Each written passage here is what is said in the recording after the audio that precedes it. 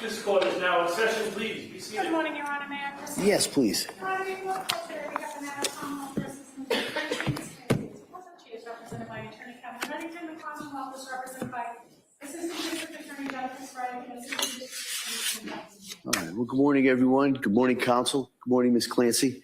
All right. So can I see counsel sidebar, please?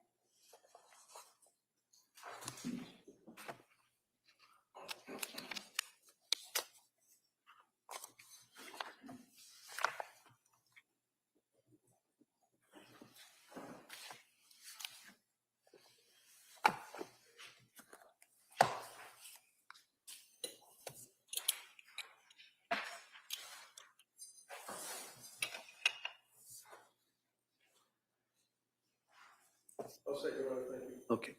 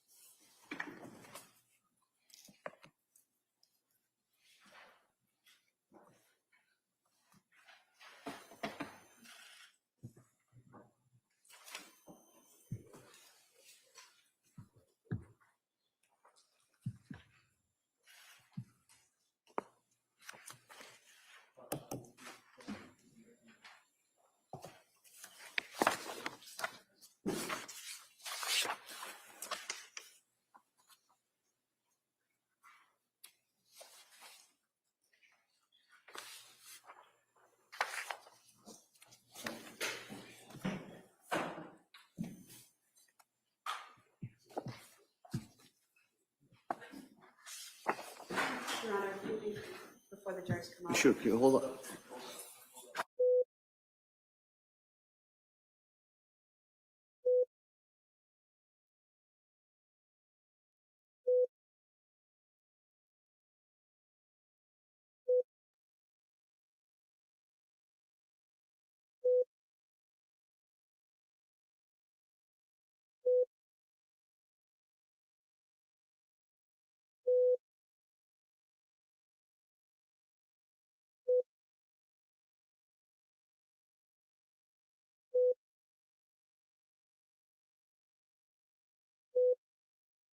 All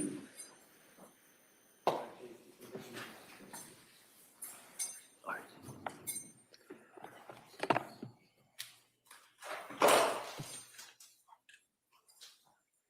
Court, all rise, please.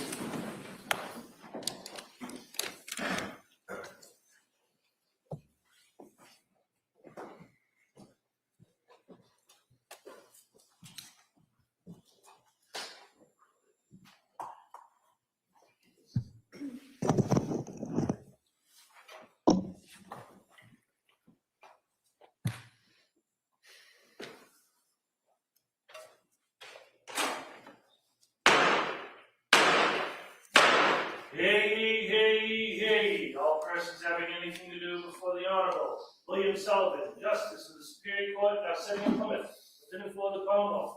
Draw near, give your attendance, and you shall be heard. God save the Commonwealth of Massachusetts. This court is now in session. Please be seated.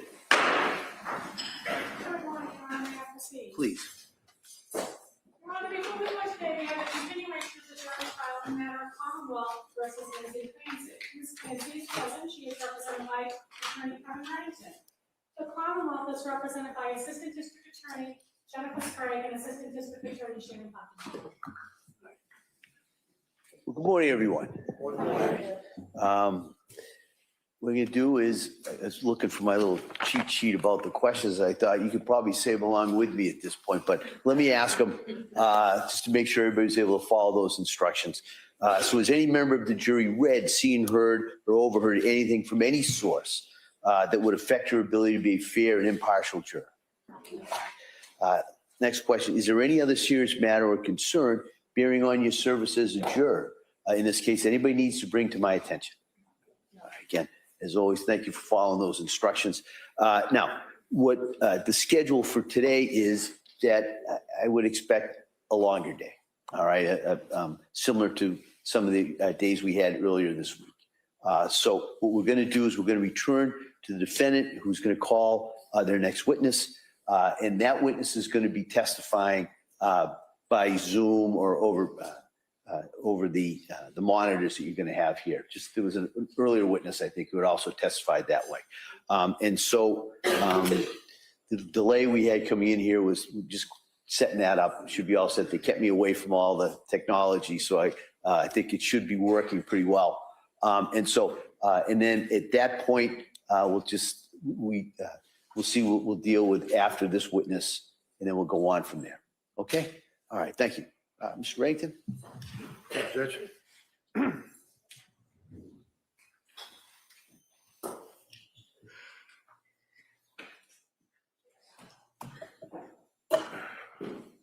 don't know who's got to turn it on.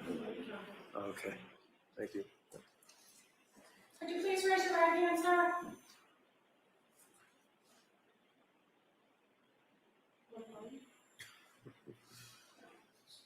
Would you please raise your right hand, sir?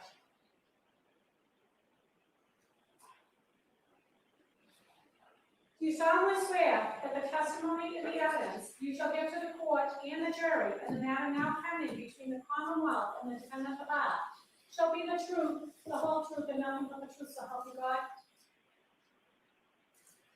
I don't think there's volume.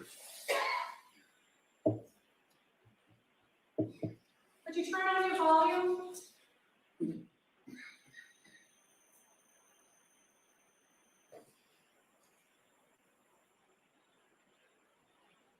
You're muted. Okay, I think I've got it. But it's a little hard for me to hear you on your end. If you could keep your voices up, please. You want me to swear him in? Yes, please. Please raise your right hand one more time. You solemnly swear that the testimony and the evidence you shall give to the court and the jury in the matter now pending between the Commonwealth and the defendant at the bar shall be the whole, the truth, the whole truth, and nothing but the truth, so help you God? He froze. Yes, I do. Thank you. I am here able to hear you now. All right, give it a try. All right, counsel? Good morning, doctor. Will you tell us your name in a loud voice so that we can all hear you and spell it for the record? Philip Resnick, Phillipresnick. And where do you live, sir? Where do you live?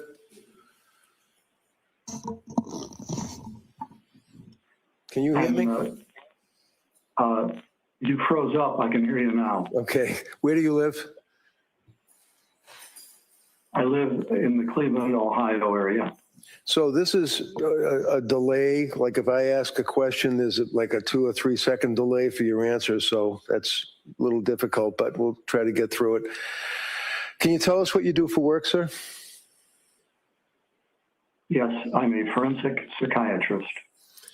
And first off, the reason that you are not appearing here today in court, is that because you have had recent unexpected major surgery regarding an illness, and as of last week, you've now been released from the hospital and you're at home?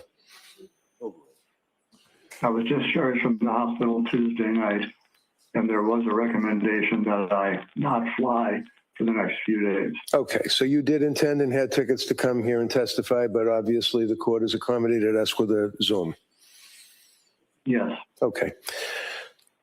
Have you worked on this case with Lindsay Clancy at my request, sir? Yes, I have. Okay. Can you tell the jurors your educational and professional background, please? Yes, I have a bachelor's in psychology from Case Western Reserve University. No, it's really low and it's I graduated high school. Hold up for a second. We're having technical difficulties. I see counsel here at the side, please.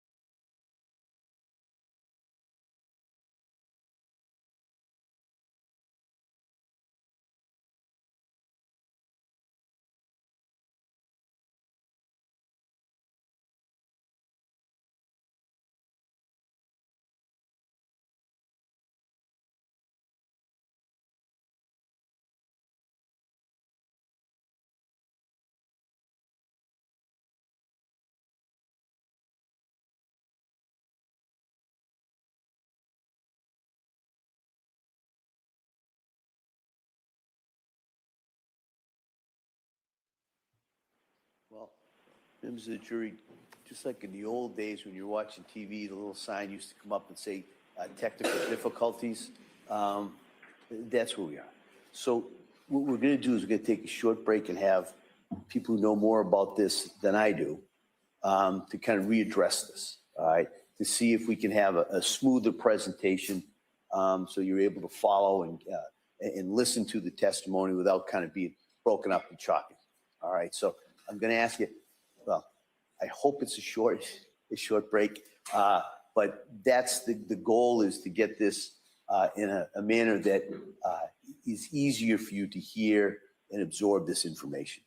So we're gonna take a short break, I hope, and we'll see you in a couple of minutes. All right, thank you. All rise, please. Jurors exiting.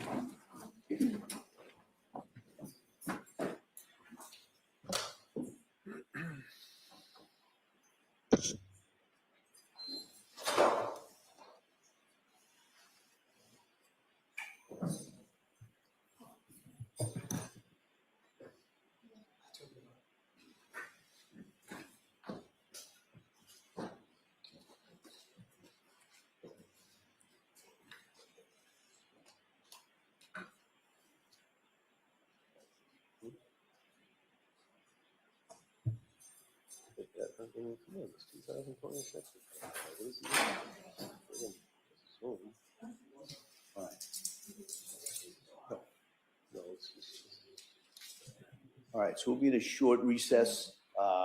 Yep. We'll kind of see if we get this working again, and we'll be out as soon as that's done. Court, all rise.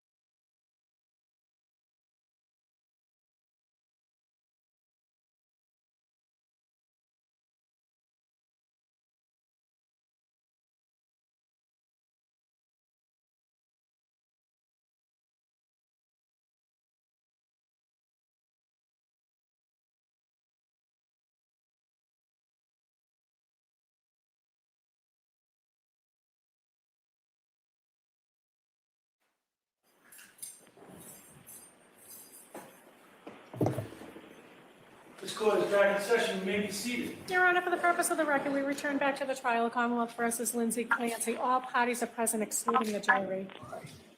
Are we ready for the jury? Yes. Fingers crossed. All right.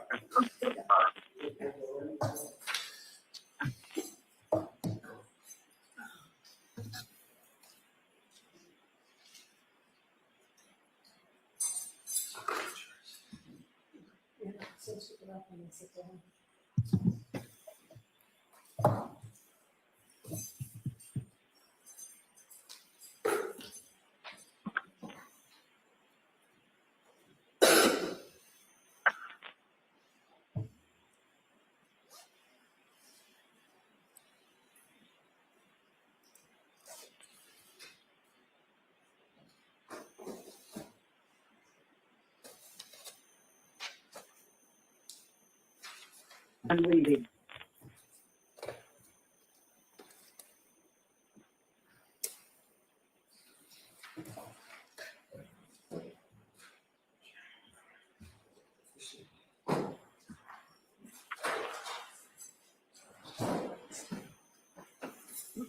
All rise, please. Jury is entering.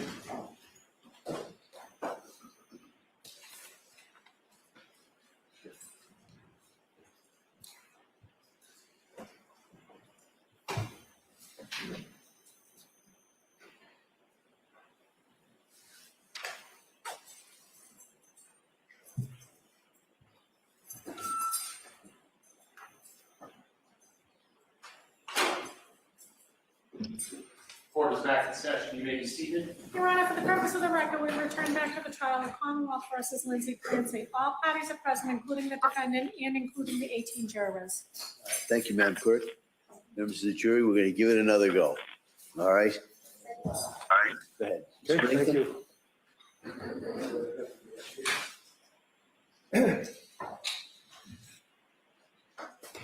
All right, Doctor, can you hear me? Yes, yes. Excellent. Tell us again your name for the record, just and spell the last name. So, Resident, P-A-H-I-L-L-I-P. R-E-S-N-I-C-K. All right, and you're going to have to speak a little slower, only because of the, the microphone. Okay. Tell us your background, sir. I know you're a physician. Tell us your educational background and your work history. I am a forensic psychiatrist, and I received a bachelor's degree in psychology in 1959 and a medical degree in 1963, both from Case Western Reserve University in Cleveland, Ohio. I then had a 1-month internship in a military hospital in Texas. And then I came back to University Hospital for Cleveland, where I completed my residency in psychiatry. And do you have? Go further? I'm sorry. Go ahead. Yeah. Would you like me to? Yeah, you can continue. I interrupted. I apologize. Yeah. I have remained at Case Western Reserve University as now a full professor. And I've also become interested in forensic psychiatry, that is, that aspect of psychiatry which relates to legal issues, such as this case. And I initiated a fellowship in forensic psychiatry in 1979 and directed that for 40 years. I also served as director of the Court Psychiatric Clinic in Cleveland, Ohio for over 40 years. Doctor, do you have board certifications as well? Yes, I'm board certified in psychiatry, 1971, and board certified in forensic psychiatry, 1979. Did you also have added qualifications in forensic psychiatry in 2014, 2024, and recertifications? Yes.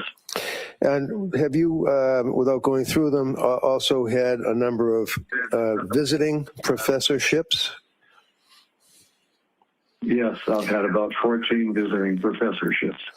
Now, Doctor, this case involves what I guess is referred to as filicide, Fillicide, I believe. Did I spell that right? Single L. Single L, okay. Can you tell the jurors what that means?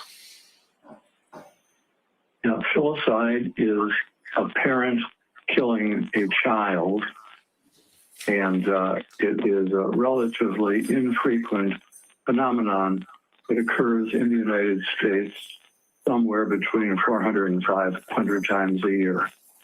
And Doctor, is it fair to say that you have, at least in the country, if not outside the country, the most experience in working on filicide cases? I believe that's true. I have been personally involved in, I'd estimate about 80 cases where I was asked to evaluate mothers and fathers who had killed their children. And a question that I have, Doctor, is have you had occasion to work on cases that found themselves in court where you gave testimony either for the government or for the defense? Yes, I have. Let me just go through if I can. So let me just go through so we can cut to the chase. Did you work as an expert on the case of Jeffrey Dahmer? Yes, I consulted to the prosecution in that case. Did you also work on the case of what is referred to as the Unabomber, a fellow by the name of Kaczynski? Yes, I was also a consultant to the government on that case. Did you also find yourself consulting on the matter of, in Florida, the Commonwealth versus or the state versus Casey Anthony? I was a consultant to the defense in that case, but I could not be helpful. Did you also work on the matter of Andrea Yates? Yes, I testified for the defense in both of her trials. Did you also work on the case of what is known as the Aurora movie theater shooting? Yes, I was a consultant to the prosecutor in that case. Did you also work on the case involving the Oklahoma City bombing courthouse? Yes. Again, I was employed by the government in that case. And in addition to those cases, did you also, in your practice, consult with the defense as well as the prosecution on a number of homicide cases, many of which involve filicide? Yes, I have. All right. In the course of this case, sir, did I reach out to you and ask if you would assist me in evaluating Lindsay Clancy? Yes, you did. And can you tell the jurors when and for how long you would actually interview, whether it would be Lindsay, whether it would be third-party contacts? Just give us an idea as to how you evaluated her. Yes, about 4 months after the crime, I did a personal evaluation of Lindsay and her parents to gain information. And I spent 3 hours interviewing her on that date. And how long did you spend interviewing third-party contacts of her parents? An hour and 50 minutes. And this would be in May of 2023? That's right. Where did the interview take place? The interview took place at Duxbury Hospital. Would that be, is that a hospital facility that's a mental institution in the city of Tewksbury? Tewksbury, yes. And Lindsay actually came and was living in Duxbury at the time of the incident. Is that correct? That's correct. All right. So can you describe for us, without getting into any statements that she made to you, tell us about the circumstances. How did she appear to you physically?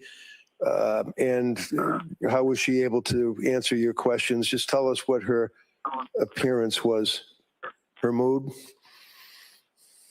Yes. Well, first of all, at the time of course, she had suffered major injury and was paralyzed.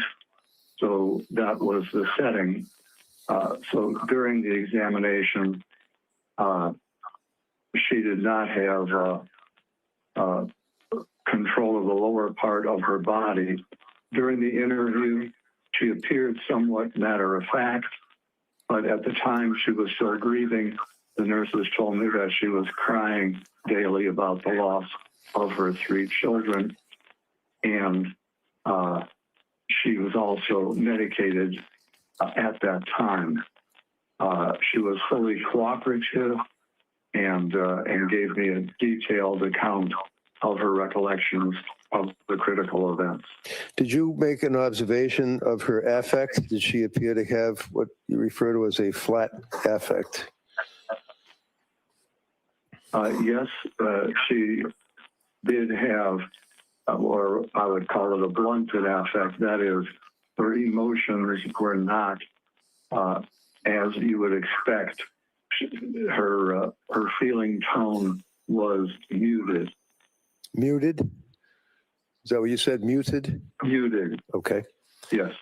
Now, doctor, in the course of evaluating this case, and again, in the interest of time, would you agree that you had a chance to review a number of items to assist you in your evaluation? I reviewed extensive records in this case, both records referring to Ms. Clancy's mental illness, how it developed, who her treaters were, and then also I was able to evaluate records after her conduct. And that would include police reports, Extensive police reports, yes. grand jury testimony, Yes, photographs, yes, videos, yes, medical records from healthcare providers such as Dr. Tufts, nurse practitioner Gelada, and McLean Hospital. yes, Were you aware that she had also contacted suicide hotlines and went to a facility in Rhode Island, Women and Infants? yes. I reviewed all those records. So with all of that information, doctor, that you had access to, did you also have the opportunity to review any records from, let's say, the government's doctors, Dr. Helbrun, Dr. Mack, Dr. Satoff? Yes, after I prepared my report, I was aware that there were 3 experts employed by the prosecution, and I was able to review their reports in detail also. Okay. And your report is actually dated, you saw her in 2023, and you prepared your report ultimately after your evaluation in September. Do you know when the government's doctors' reports were available to you? Was that recently? My recollection is that they did their evaluation about 3 years after the crime, and I had the opportunity to see her 4 months after the crime.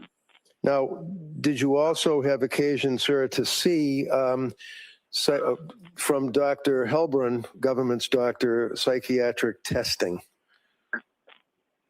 Yes, I did. Can you tell us, for example, was one of the results on the psychiatric testing a test that he administered for the government called the MMPI, or Minnesota Multiphasic Personality Inventory Test? That was a psychological test that he administered, yes. And do you recall from reviewing the records what the results were? Was she faking, was she lying, or was she telling the truth? And the results showed no evidence of faking. Hold on.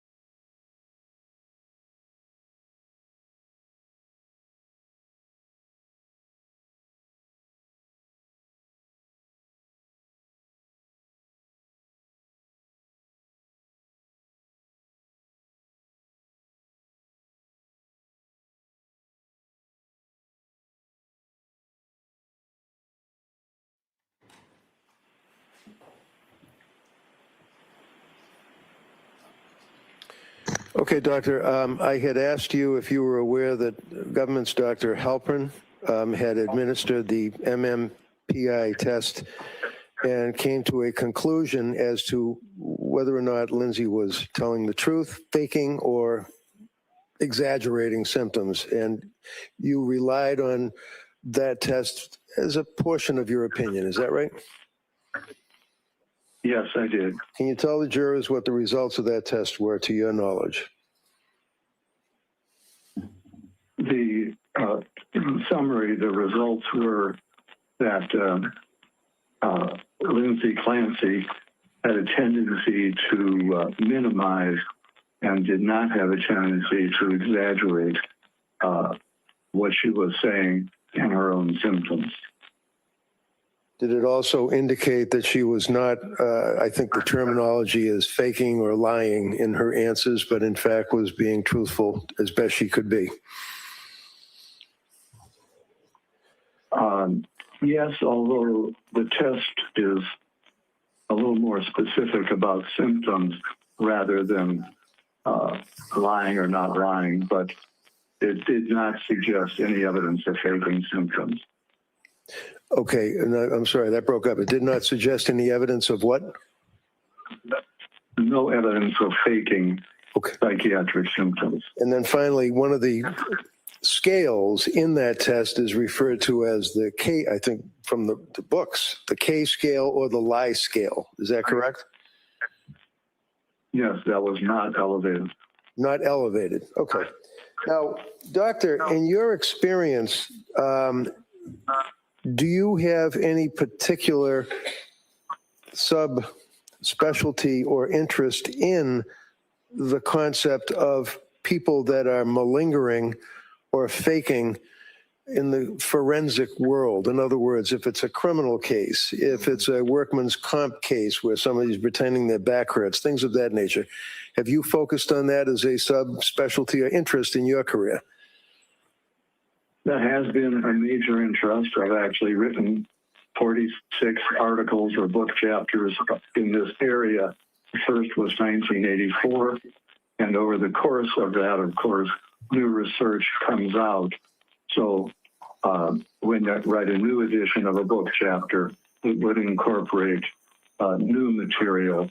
So even though the chapter may go through 5 editions in a particular book, they're up to date, and the ones which were written earlier would no longer be the best basis for forming an opinion. Now, for example, when you reviewed Dr. Helbrin's report for the government, did he refer to your articles? He did refer to my research, yes. And was that updated research or was it old research that he referenced? He referenced older research.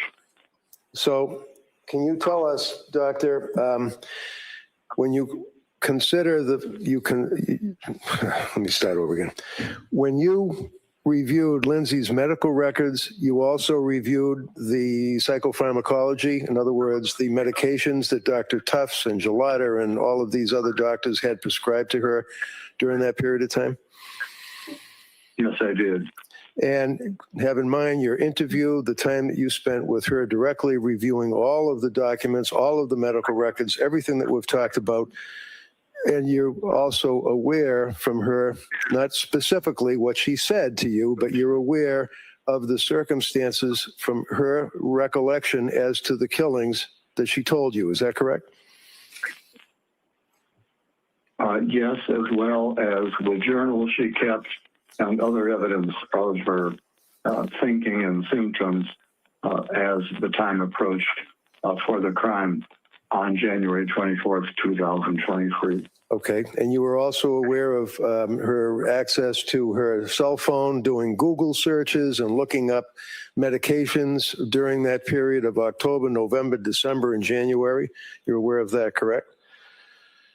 Yes.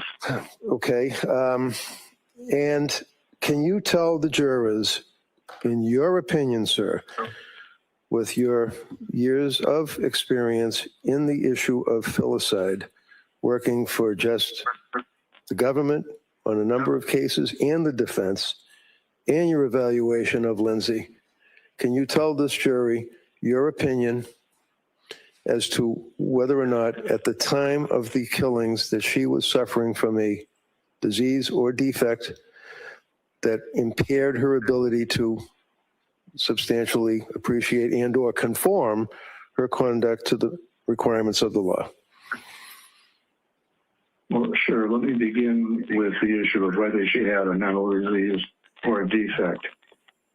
Ms. Clancy had a severe depression. There is a book called the DSM, or Diagnostic Manual, prepared by the American Psychiatric Association, which lists criteria for various diseases. So in the diagnostic manual, for example, one needs to have 5 out of 9 symptoms to make a diagnosis of major depression. And Ms. Clancy, as she approached the date of the crime, actually had 7 of the 9 symptoms and was severely depressed. So that in addition to that, she had some earlier evidence of what's called a mild mania, and that fits together in what's called bipolar 2. So in other words, it's a type of bipolar illness where there is more frank depression, severe depression, but the manic aspects are not as severe. So my final diagnosis of her was called bipolar 2 with a severe depression on January 24, 2023. And from reading the reports of all of the experts that will be testifying, no one failed to diagnose a major mental disease on the day of the crime. Now, doctor, in the course of that diagnosis, have you considered the concept of postpartum depression and or postpartum psychosis? Yes. And can you tell the jurors how that... First of all, I'm sorry. Can you tell the jurors how that factors into your diagnosis and opinion? yes, Ms. Clancy had a history of anxiety and difficulty with each of her children. It was minor with her first child, more significant with her second child, and on the occasion of Callan's birth, things went well for the first 3 months, but then Ms. Clancy became very anxious and depressed, and it took quite a toll on her. And I believe the jury has heard from various treaters, such as Dr. Tufts and Nurse Delata and others, and her own anguish about how depressed she was, where she actually felt she couldn't function, her brain was damaged, she would never be the same. So she definitely met the definition of a major depression as well as this bipolar phenomenon. Now, with respect to the postpartum aspect, since Ms. Clancy's symptoms began within 3 months of Callan's birth, that would be considered a postpartum onset. Then, of course, she had considerable difficulty over the next 5 months, and at the time of the crime itself, on January 24, 2023, Ms. Clancy was frankly psychotic. So in that sense, she had a postpartum psychosis. It's actually not frequent to have a postpartum psychosis 8 months after a birth, but it does occasionally occur. And so what I can say is whether it is a classic postpartum psychosis or not, with a postpartum onset and frank psychosis on the day of the killing, I would label that a postpartum psychosis in the sense that it was a postpartum onset and she was clearly psychotic on that day. And doctor, when a person is psychotic or involved in having a psychosis, in your opinion, are they able to appear normal, quote unquote, communicate with people, drive a car, things of that nature? Well, let me say there that Ms. Clancy herself did her best to not reveal the extent of her depression. She was frank with members of her own family. Her sister, her mother-in-law were aware of how anguished and depressed she was. But with more casual friends, she tended not to show the extent of her depression. I'm not suggesting that she was, although psychosis can indeed wax and wane. For example, on the day of her crime, I'm not suggesting that she was frankly psychotic every minute.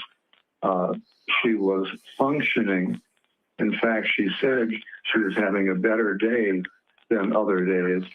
And she actually went out and made a snowman with the kids,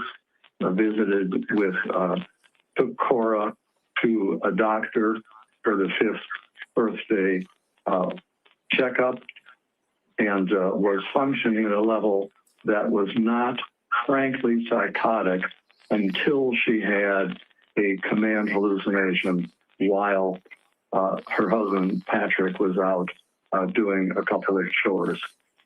And can you tell us, doctor, what, in your opinion, what a command hallucination is and how it fits, if you will, in a diagnosis of psychosis? Yes. If we take, first of all, a hallucination is simply hearing a voice, and the voice can be benign or it can be more malignant. So a voice may just simply say, open the window. About 1/3 of voices are called command hallucinations. That is an instruction to do something. And the majority of those commands are benign. So it might be open a window, get a glass of water. It might be something much more ominous, such as to kill oneself or harm someone else. Those are dangerous command hallucinations. Now, in Ms. Clancy's case, she had not only a command hallucination on the day that she killed her children, she had what is known as a delusion of influence. That is, not only did she hear a command, but she felt that her body was taken over by an external force where she was in a dream state and did not have control of her own body. It was almost like she was a puppet and someone else was pulling the strings. Yeah, hold on a second. Counsel?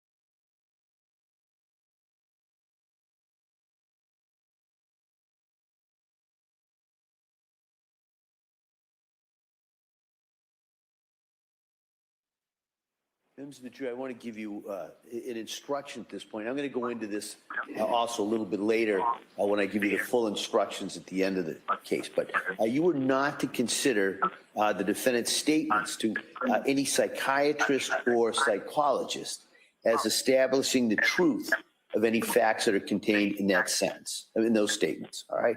The defendant's statements to any psychiatrist or psychologist for purposes of evaluation cannot be considered by you as evidence of premeditation, extreme atrocity or cruelty, or specific intent to kill.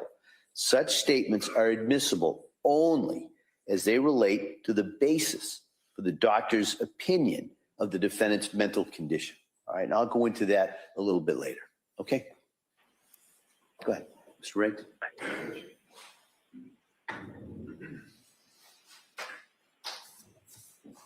So, Doctor, to conclude, would you relate your opinion as it relates to the standard of a person being lacking criminal responsibility at the time of the commission of a crime in the Commonwealth of Massachusetts? Well, there are two arms to the test for criminal responsibility. One has to do the defendant's ability to control their conduct, and the other has to do with their knowledge of the wrongfulness of their acts. I'd like to address each of those separately, if I may. Sure. With regard to my opinion is that Ms. Clancy was, due to her mental disease, unable to conform her conduct was to the requirements of the law on the day that she took the lives of her children. And let me give you the basis of that opinion. First of all, she was hearing a voice which was commanding her to engage in the killing behavior. And she did not feel any sense of control. She felt that she had to obey the instructions she was receiving. It was a matter where she was just following the command rather than being able to make any decision to do it or not. And, for example,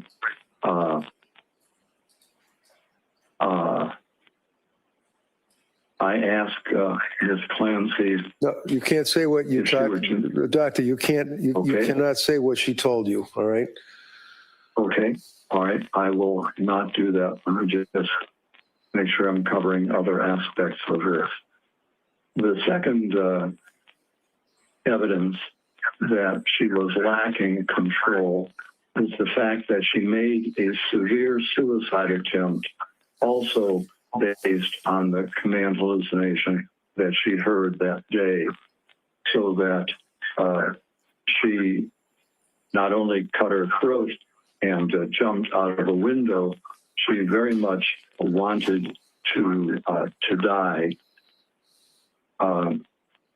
Now, in my research on women who kill their children, I've divided the motives into 5 categories, and I want to look at how Ms. Clancy did to those motives. So tell us the 5 categories. Yeah, the 5 categories are: first, altruistic filicide. What does that Secondly, mean? What does that mean, altruistic filicide? Altruistic filicide occurs when a murder is committed out of love rather than hostility. It is an effort on a mother's part to do what is best for the child. They may believe the child is, they may have a delusional belief the child is about to be tortured in their delusional mind, and they take their life in doing what they believe is in the best interest of the children based on their delusional idea. Altruistic filicide also occurs when a mother may plan to take her own life, and in her psychotic thinking and severe depression, it is distorted, and she may believe that the child will be worse off if she remains alive. So, for example, in Ms. Clancy's case, she believed that, as the jury has already heard, she was obsessional about caring for her children. She consulted with others at work to try and do exactly what was right for her children. And she believed that if Ms. Clancy took her own life, her children would be in terrible shape. And in her mind, she believed that she would be doing her children a favor by having them go to heaven with her rather than remain on earth without her doing the mothering. Her mind was very distorted like that. Okay. So if you could just tell us the other titles of the other 4 types that you were referred to. Just tell it without getting into detail if they don't apply to Ms. Clancy. All right.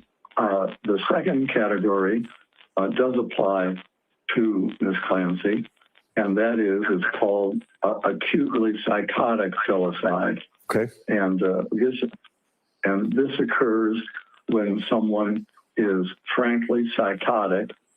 They may have delusions or hallucinations.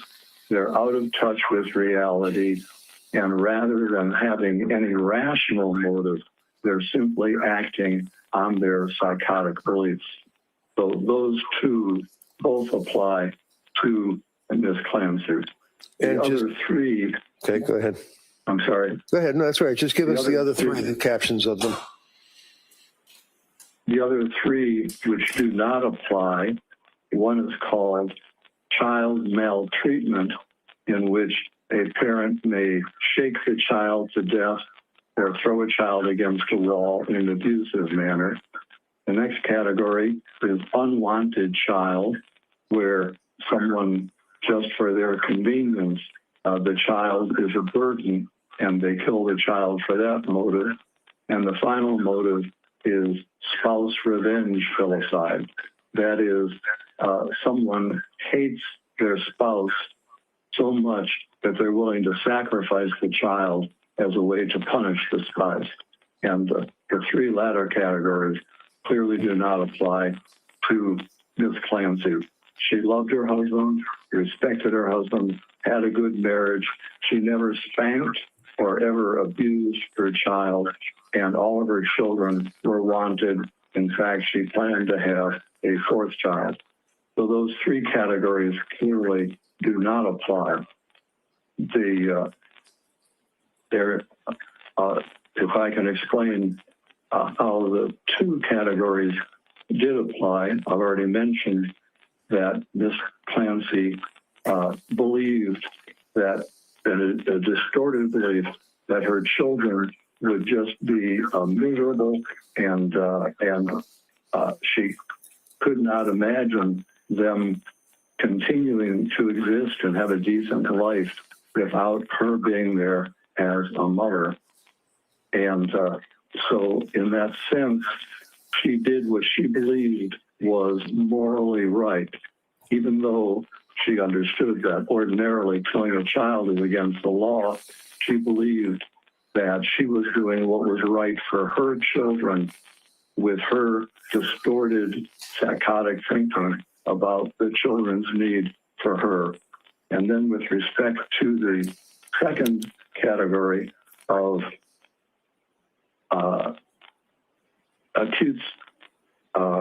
acutely psychotic, Ms. Clancy was under the influence of a command hallucination and idea of influence, so that at that time, rather than the ability to make a rational decision.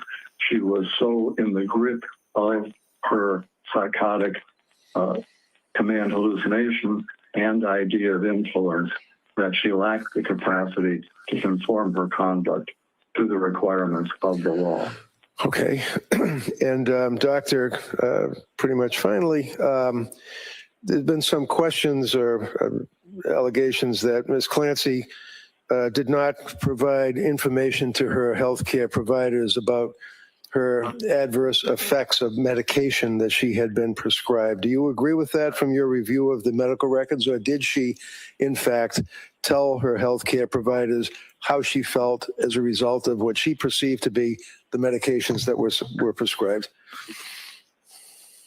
It's my opinion with reasonable medical certainty that Ms. Clancy was actually a more sophisticated patient than most, and she was forthcoming in conveying her symptoms.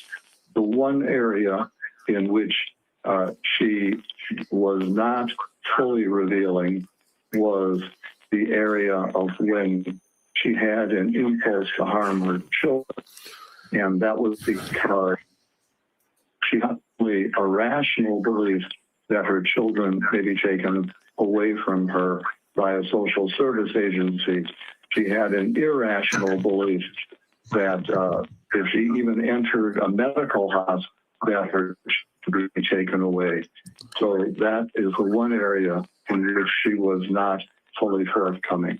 Now, Doctor, in your experience, do you find that many women that are caretakers of children postpartum, after the child is born, that are having these intrusive thoughts and having these dark thoughts are in fact afraid of reporting them because of that very reason that you're talking about? And sustained. Yes, as a matter No, of fact. you can't answer that. Phrase that. Okay. It's also been mentioned here a couple of times that she hasn't killed herself yet, even though she's in the Tewksbury Hospital. Can you tell the jurors briefly, while she's in the Tewksbury Hospital, what are the circumstances of her confinement and what type of care is being provided to her as it relates to whether or not she, or why she hasn't killed herself yet? Well, Nancy, indeed, there is evidence of her going suicidality to such an extent that she is never allowed to be out of the presence of a staff member. Even when I conducted an examination of her and requested privacy, a staff member had to be present. So her ability to take her life in view of her process and observation is and she recognizes that, so that the reality is, no matter she does not want to live at any point, she has no choice but first to live at this time. Thank you very much, Doctor. You have to answer some questions from the DA. Your Honor, at this point, I would like to, because I'm looking at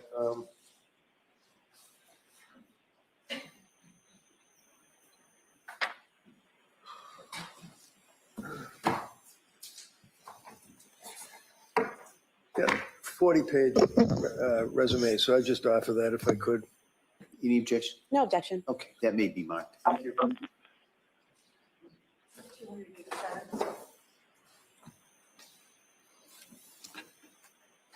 If I may? Yes, please. Go. Good morning, Dr. Resnick. Good morning. In addition to the evaluations that you do, is it true that you've also taught some courses to other forensic psychiatrists and psychologists about how to testify in cases like these? Yes, I have. And you teach them how to answer questions and how to dress and how to appear believable and trustworthy, correct? That's correct. And in one of your trainings, excuse me, Do's and Don'ts of Depositions by Dr. Philip Resnick, in your course description, You state information beyond the question should not be volunteered because it will open up new areas for questioning, provide ammunition for attacks, eliminate the opportunity for surprise, and information fails to get to the jury, correct? That's correct. So you teach other psychologists how to hold back information in the discovery process to surprise the other side. No, that's not it. And I'm not excited. Now, a woman who kills her child can have more than one motive, correct? Yes, And actually, the most common motive for women who kill their children is fatal maltreatment or child abuse, correct? that's correct. And in fact, most women who kill their kids don't do it due to mental illness, correct? That's correct. And in fact, there's a quote from you in an article, Child Murdered by Mothers, Patterns and Prevention, where you say, quote, more filicides occur due to fatal maltreatment than because of maternal psychiatric illness, correct? Correct. You also have written about parents having significant emotional devastation after killing their children, correct? Yes, And in fact, you've written in, it's a chapter 6 of Family Murder, Child Murder by Parents, in the aftermath section, you've written, quote, these life events are likely to prolong the parent's depression. The anniversary of the children's deaths and exposure to things that remind the parent of it are likely to be upsetting, correct? yes, Things like birthdays and holidays and the anniversary of the killings would all be something that would be upsetting, correct? they sometimes are, yes. Now, you've written a lot about malingered psychosis, correct? Yes, And malingering psychosis, you can have a mental illness and your malingering could be exaggerating those symptoms or saying you have psychosis symptoms when you don't, correct? that's correct. And one of the things that you have written, and there's an article that you wrote called Faking It, you've written in here, quote, command auditory hallucinations are easy to fabricate. Persons experiencing genuine command hallucinations do not always obey the voices, especially if doing so would be dangerous, correct? That's correct. You've also given some points to other practitioners. If you, quote, if you suspect a person of malingered auditory hallucination, ask what he or she does to make the voices go away or diminish in intensity, correct? Yes, Because typically someone who hears a voice telling them to do something horrible like kill their child will try to resist that voice initially, correct? that there's variability. Some do and some don't. And in fact, the case you mentioned earlier, Andrea Yates, Miss Yates, in fact, committed herself to a hospital 5 times and tried to kill herself twice, all while trying to not kill her children, correct? Yes, She had heard voices for months and telling her to kill her children. And to resist those voices, she actually tried to kill herself, correct? until she could no longer resist the voices, yes. But she tried. Right, as did Ms. Clancy. Well, according to the records and reports that we have that are in evidence, Ms. Clancy heard the voice and immediately acted, correct? According to those records? Well, Is that correct? Well, Ms. Clancy had impulses to harm her children, which she did resist until the command hallucination when she was overwhelmed, yes. But according to the records and the testimony that we've had, she had an impulse in December one time to harm her children, correct? I believe it was on 2 occasions that she mentioned it to her husband.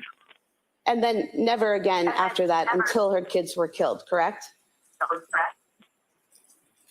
There were only 2 occasions she mentioned it, but she referred to having these horrible impulses. So that suggests to me she was dealing with it on an ongoing basis, although she mentioned it only twice to her husband. But she never said she had thoughts to kill her children. She said she had thoughts to harm her children, correct? Yes, but actually, I think it's clear that to harm her children was to kill her children. Well, in the records where you say that she was so clear in presenting her symptoms to her doctors, she repeatedly was asked if she had any homicidal ideation, and she repeatedly said no, correct? That's right, and she didn't in the initial parts of her treatment, but by late December and January is when she did have those impulses. But what And she she did told her, not acknowledge them. but what she told She her did not acknowledge doctors, them to her doctor. what she told her doctors in December is that she had no homicidal ideation. She only reported suicidal ideation, correct? Yes, and as noted, that's very common because people fear their children will be taken away. So it's better to kill them than to have them taken away. The state. You know, it's not better to kill them Hold on, Doctor. than have them taken away. That question is stricken, that answer is stricken. Okay. You say that she was very forthcoming in her symptoms to her medical providers, but she never told those medical providers that she had an impulse to harm her children, correct? That's correct. You also, in teaching people about malingering, about faking hearing voices or being psychotic, you give pointers of what people should look for, such as patient uses no strategies to diminish hallucinations. Patient states he obeys all commands, correct? Yes.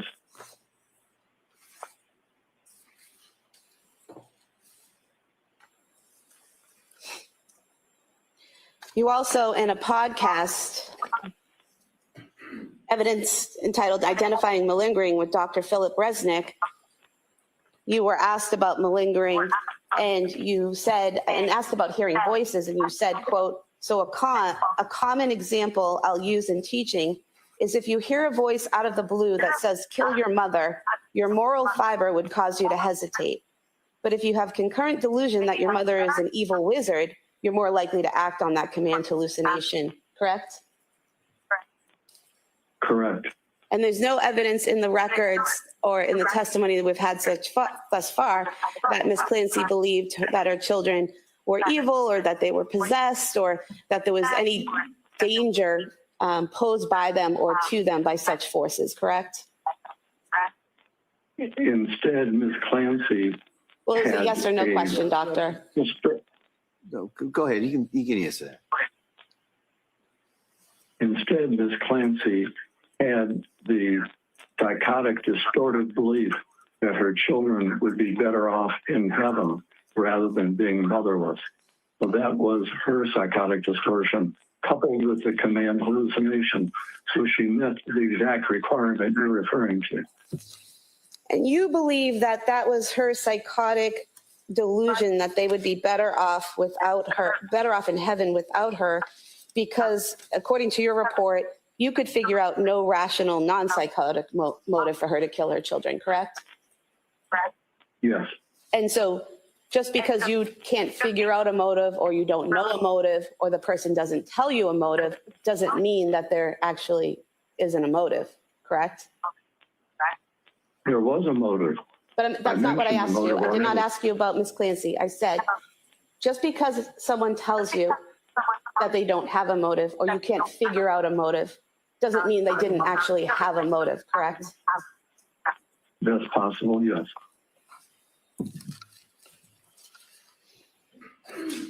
You also state in another article identifying malingering with Dr. Philip Resnick, You point out that the rapid resolution of symptoms with medication can be a red flag, as genuine psychotic symptoms usually take longer to subside, correct?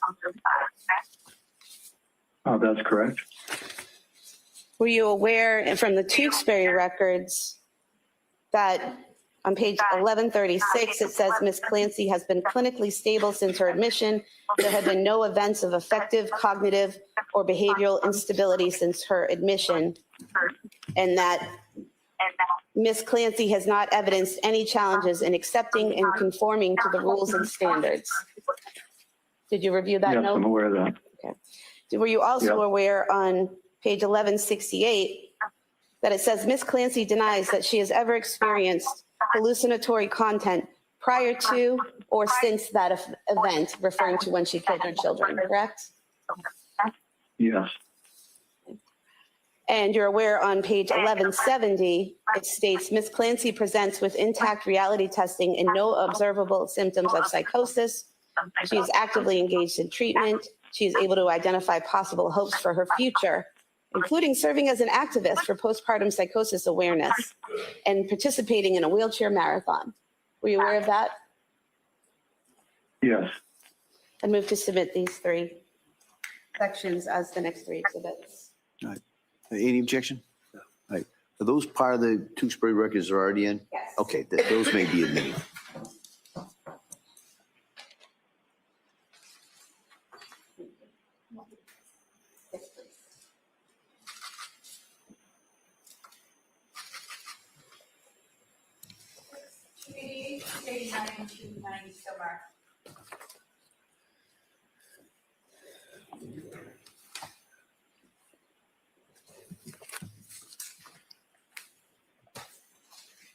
Doctor, you mentioned that when you interviewed Ms. Clancy, you spoke to some nurses who told you she had been crying every day, correct?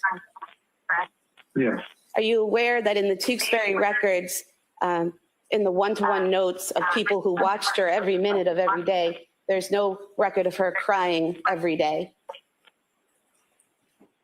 Well, when I saw her at 4 months,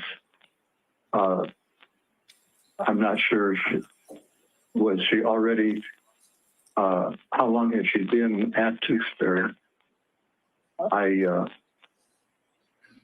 Well, I'm not aware of that note, but my recollection is that she was observed crying. But there's no record of her crying at Tewksbury every day, correct? I have no knowledge of it.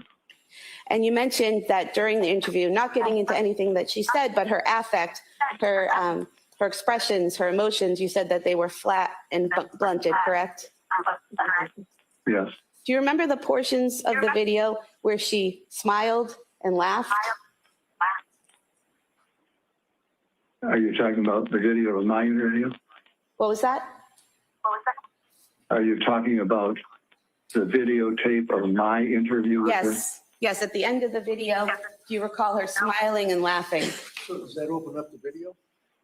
This is affect and behavior. That's an issue we could talk about over here. And probably something best raised on cross. Okay. I mean, on redirect, I'm sorry. And just getting into her affect and behavior, doctor. Yes. Yeah, that's not inconsistent with her affect throughout the interview, especially, for example, in talking about Well, not getting into how what she delighted talked she about, was with doctor. I'm not asking anything about what she talked about, just her expressions and her affect. Now, you mentioned that the Commonwealth experts saw Ms. Clancy 3 years after you examined her, correct? I said it was 3 years after the crime. Okay. And you're aware that the Commonwealth was not permitted to interview Ms. Clancy until after defense had filed a notice of their defense and we'd been given permission by the court to have our experts interview her, correct? Yes. And you're aware that did not occur until approximately 2.5 years after the incident, correct? Yes. Now, you mentioned that postpartum psychosis doesn't typically happen 8 months after a child's born, correct? Yes, In fact, typically, it's within 4 weeks of a child being born, correct? most often, yes. And you mentioned that her postpartum, Ms. Clancy's postpartum symptoms began within that 3-month time frame of postpartum. Do symptoms have to occur within that 3-month period to be postpartum? Well, there's a wide range of definitions of postpartum. Some scholars in the area make it the whole first year, others 3 months, others 4 weeks. And in fact, her seeking help from a psychiatrist happened in September, which would have been 4 months after she gave birth, correct? Correct? You mentioned that Ms. Clancy was able to hide her symptoms of depression from her friends, that she was open with some people, but she was able to hide those symptoms from friends and other people she interacted with, correct? Yes, hide the depths of her depression. And so she was able to control and conform her behavior to situations in which she did not want to show people how she was feeling, correct? Sure, very common.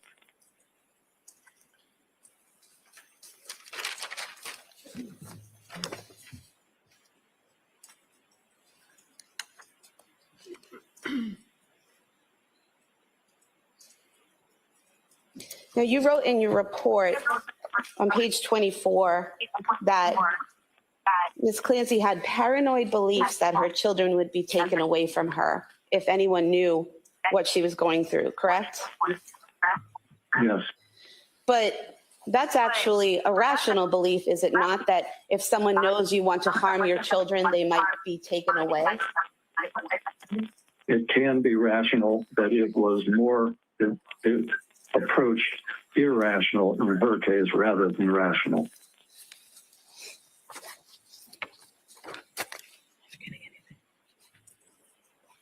I have nothing further.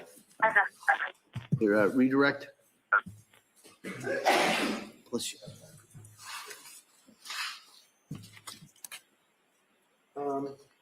No, thank you, Doctor.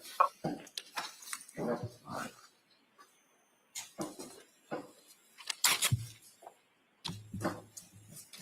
right, so if we could turn off that. Thank you, Doctor. Thank you.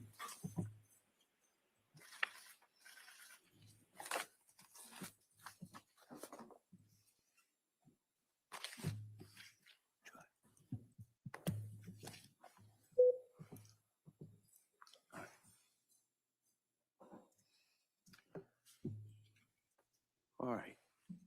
Reddington. Your Honor, Lindsay Clancy rests her case. All right.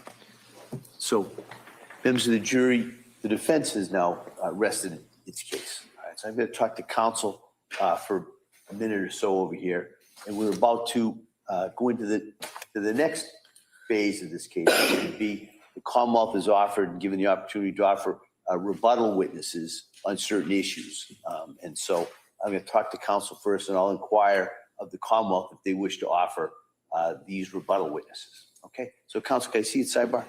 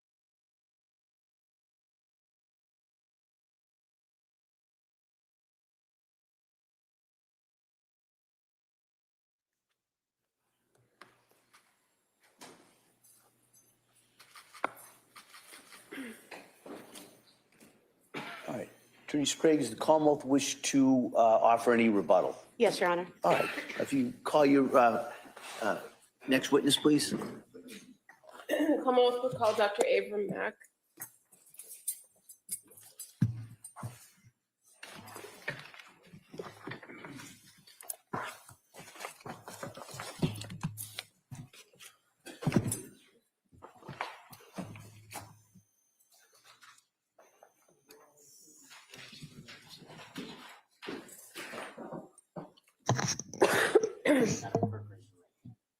Good morning. Do you solemnly swear that the testimony you give in the truth shall be the truth, and nothing else may be true, and nothing else shall be the truth, the whole truth, and nothing else.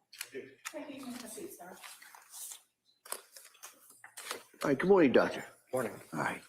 I just ask you to keep your voice up so the jury can hear you. And with that,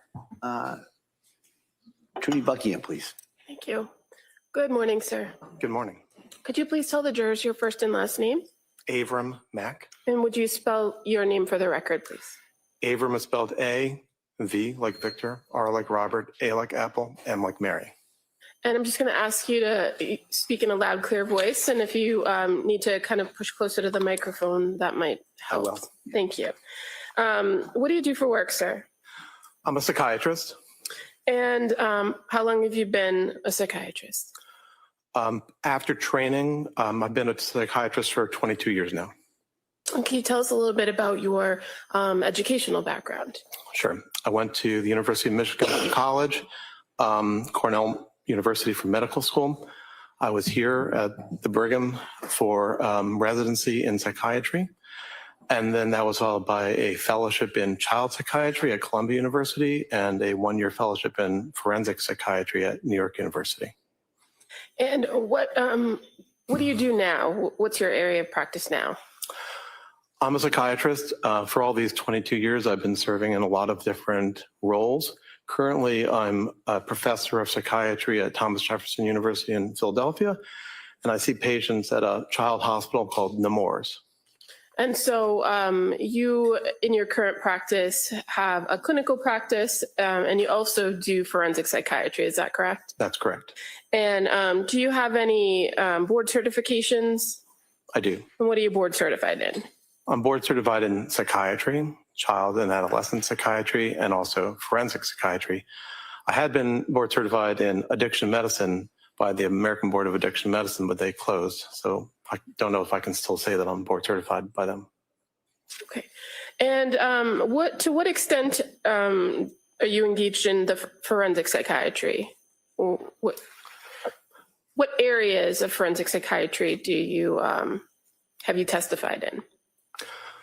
I've provided testimony in perhaps almost every area of forensic psychiatry, ranging from testamentary capacity of adults who engage in contracts or appropriateness for adoption, or whether or not a person is competent or if a person is criminally responsible.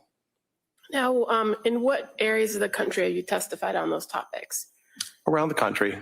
I'm not sure how many states I've testified in, but I've been engaged in reviews or investigations of cases in, I think, more than half the states.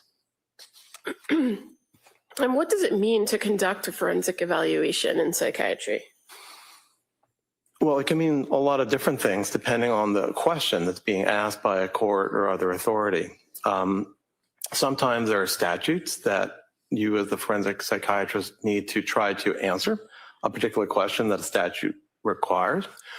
Or sometimes it is a matter of giving an opinion, say in a civil case, where it's your understanding of, say, the degree of harm that the person has experienced. Sometimes great, sometimes not so great. And you, in your experience, have testified as a forensic psychiatrist in both civil and criminal matters, correct? Correct. And are you aware of a difference between forensic psychiatry versus forensic psychology?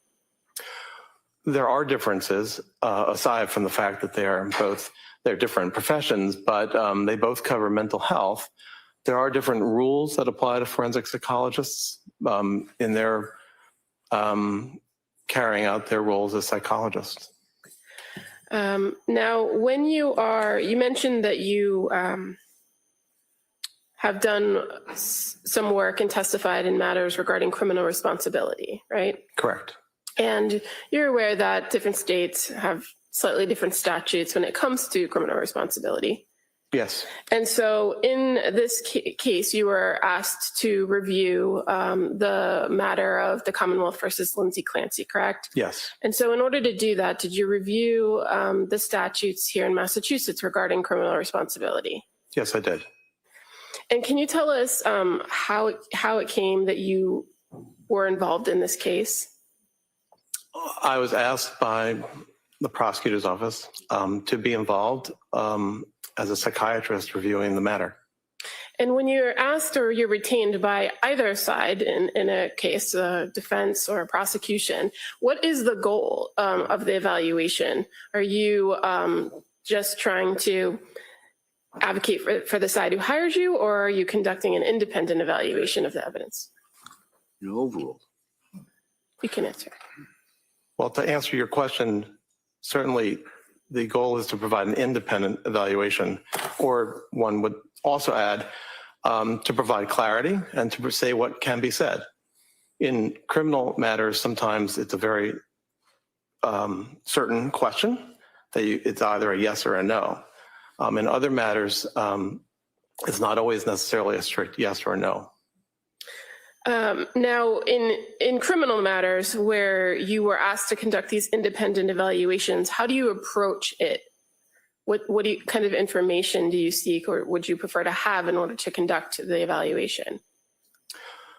Well, generally one starts with the statute and then tries to gather or review what information exists to understand the mental state of the person, if that's pertaining to the particular statutory question, and to understand the mental history and the mental state of the individual, and to see if that can be applied to the questions at hand.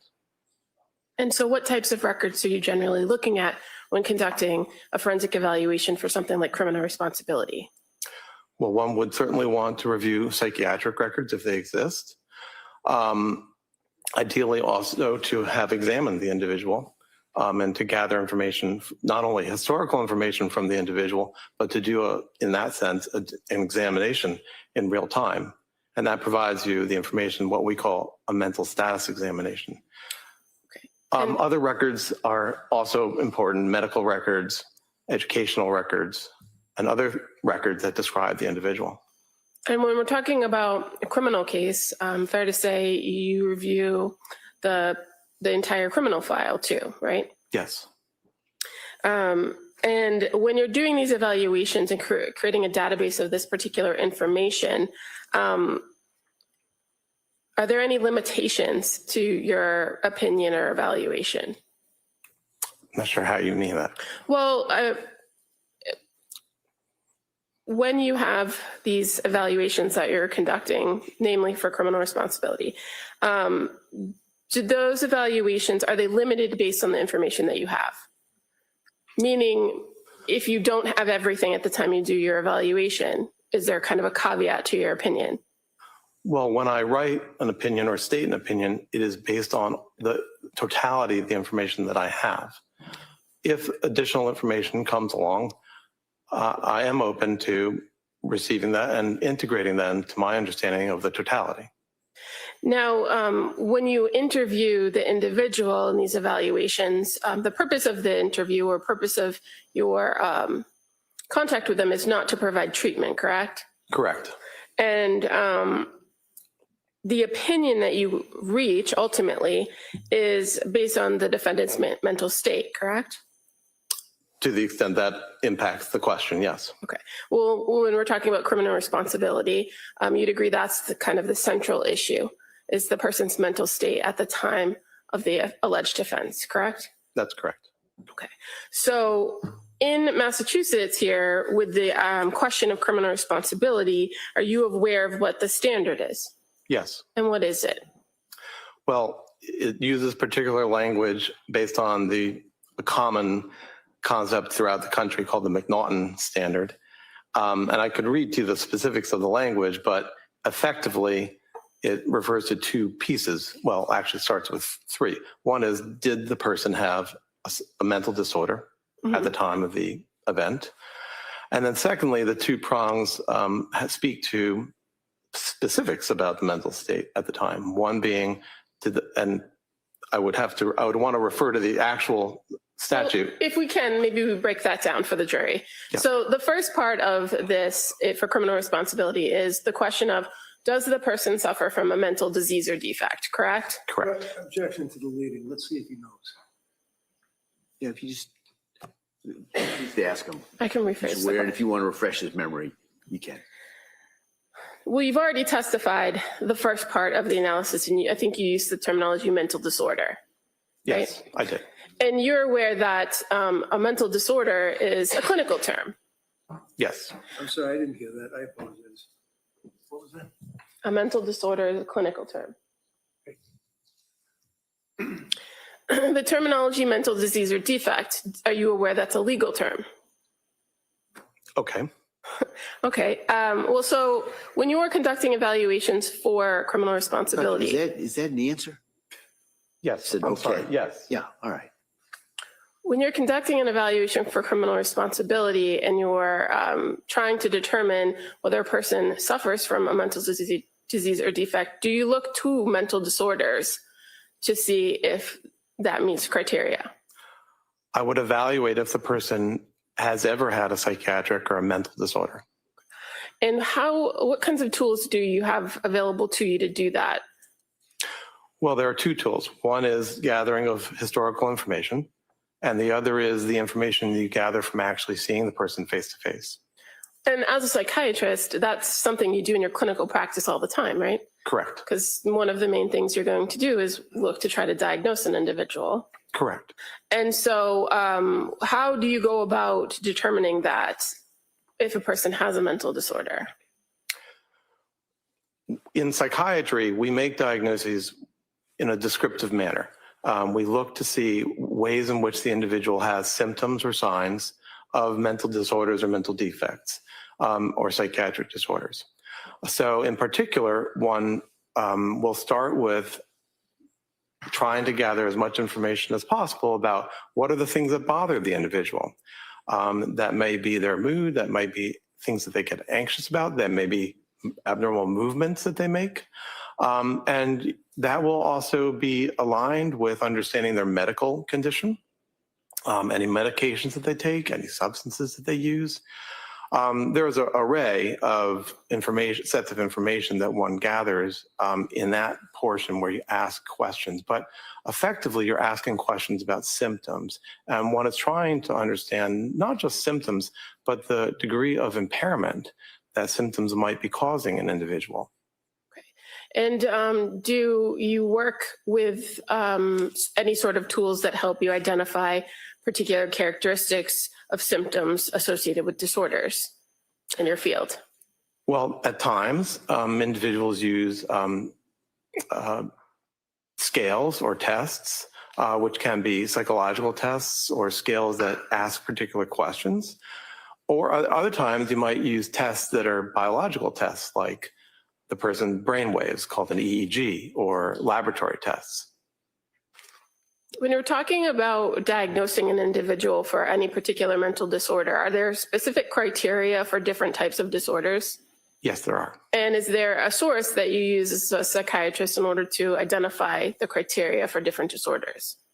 We use a text called the DSM, otherwise known as the Diagnostic and Statistical Manual. It's currently in its 5th edition, or actually a revision was made of its 5th edition. And so that text, which is created and vetted by a large number of professionals, provides criteria for the different disorders. And these are known as operational criteria. In psychiatry, there aren't necessarily gold standards that you can use for diagnosis, like finding a bacterium or finding an anatomical tissue. So for the last 60 years, 70 years, psychiatry has turned to agreed upon definitions that are listed in the DSM. And you said it's not the end all be all, right, of diagnosing. You use your training and experience as well. but it's a tool that you use. Well, it is they are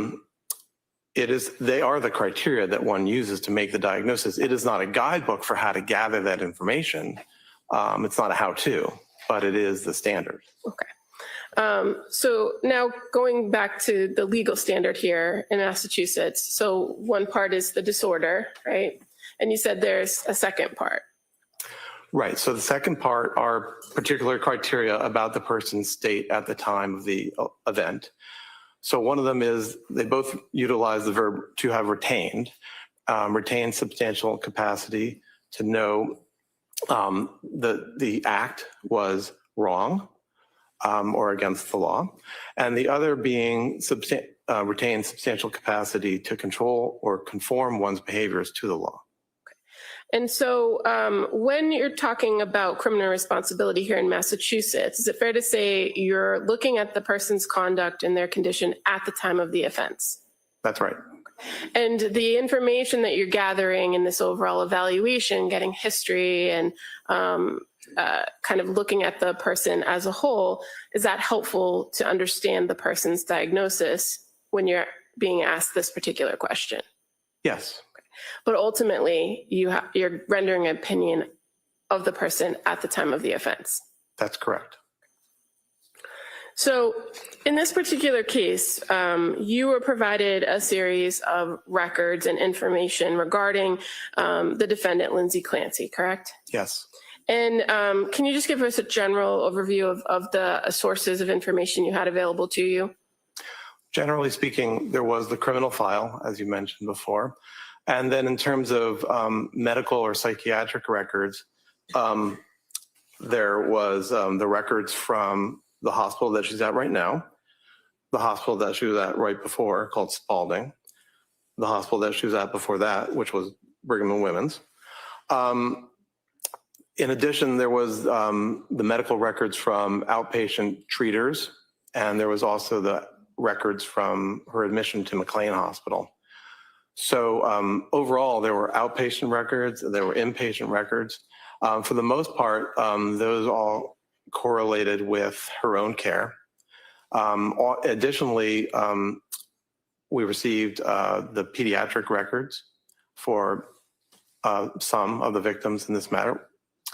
And as I mentioned before, the criminal file. Okay. And in addition to the records related to the defendant herself, we also provided some other reports to review. I was. By other psychiatrists and psychologists? Yes. Now, you mentioned that one of the things that's useful in these evaluations is an interview with the person themselves, right? Yes. And did you engage in an interview with the defendant? I did. And when did that occur? I interviewed her on April 10th and April 12th of this year. And that's of this year in 2026? Correct. And what were your observations of her when you first met with her on April 10th?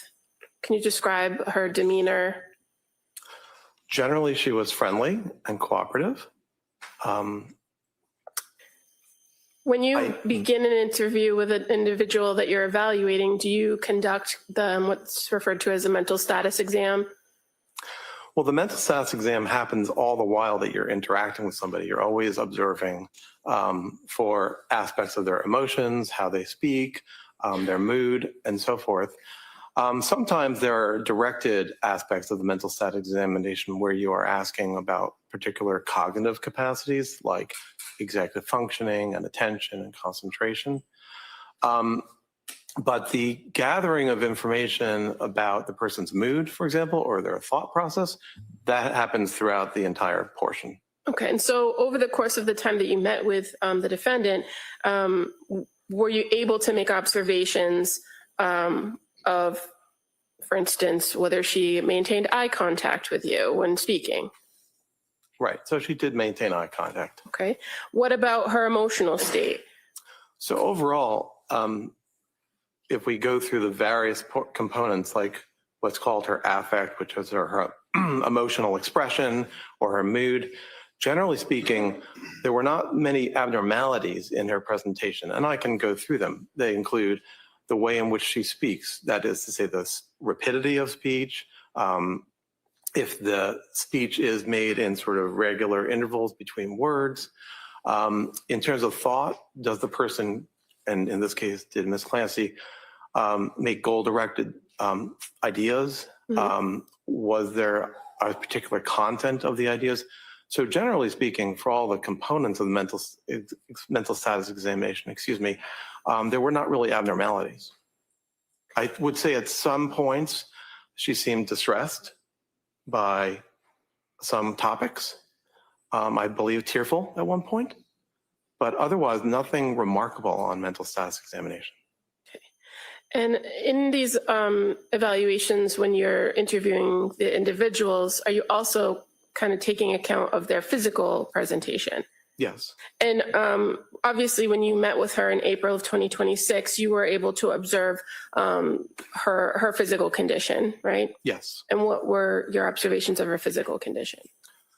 Well, she's utilizing a wheelchair. Generally speaking, there were not necessarily abnormal movements that I observed. She seemed comfortable physically. Did you find that she was able to kind of navigate her situation herself? Meaning you were in a room with her with other individuals, right? Yes. And she was able to kind of take care of her own. I'm going to object leading at this point, just as they object. Sustained, if you just ask the observations. What did you observe her do as far as moving herself around the room? Was she able to do that? Yes, at the moments when there were transitions, when we took a break and she went out to the hall, she was able to navigate her wheelchair one place or another. And when you spoke with her on April 10th and April 12th, were you able to kind of have a conversation with her about her level of functioning at the Tewksbury? Yes. And did she tell you anything about what her general day looked like? She described her general day. She described basically her existence there at Tewksbury. Okay. And did she indicate to you whether she engaged with other patients, or did she spend her day mostly in bed, or what did she say about that? Mostly, she described she stays in bed or on her own.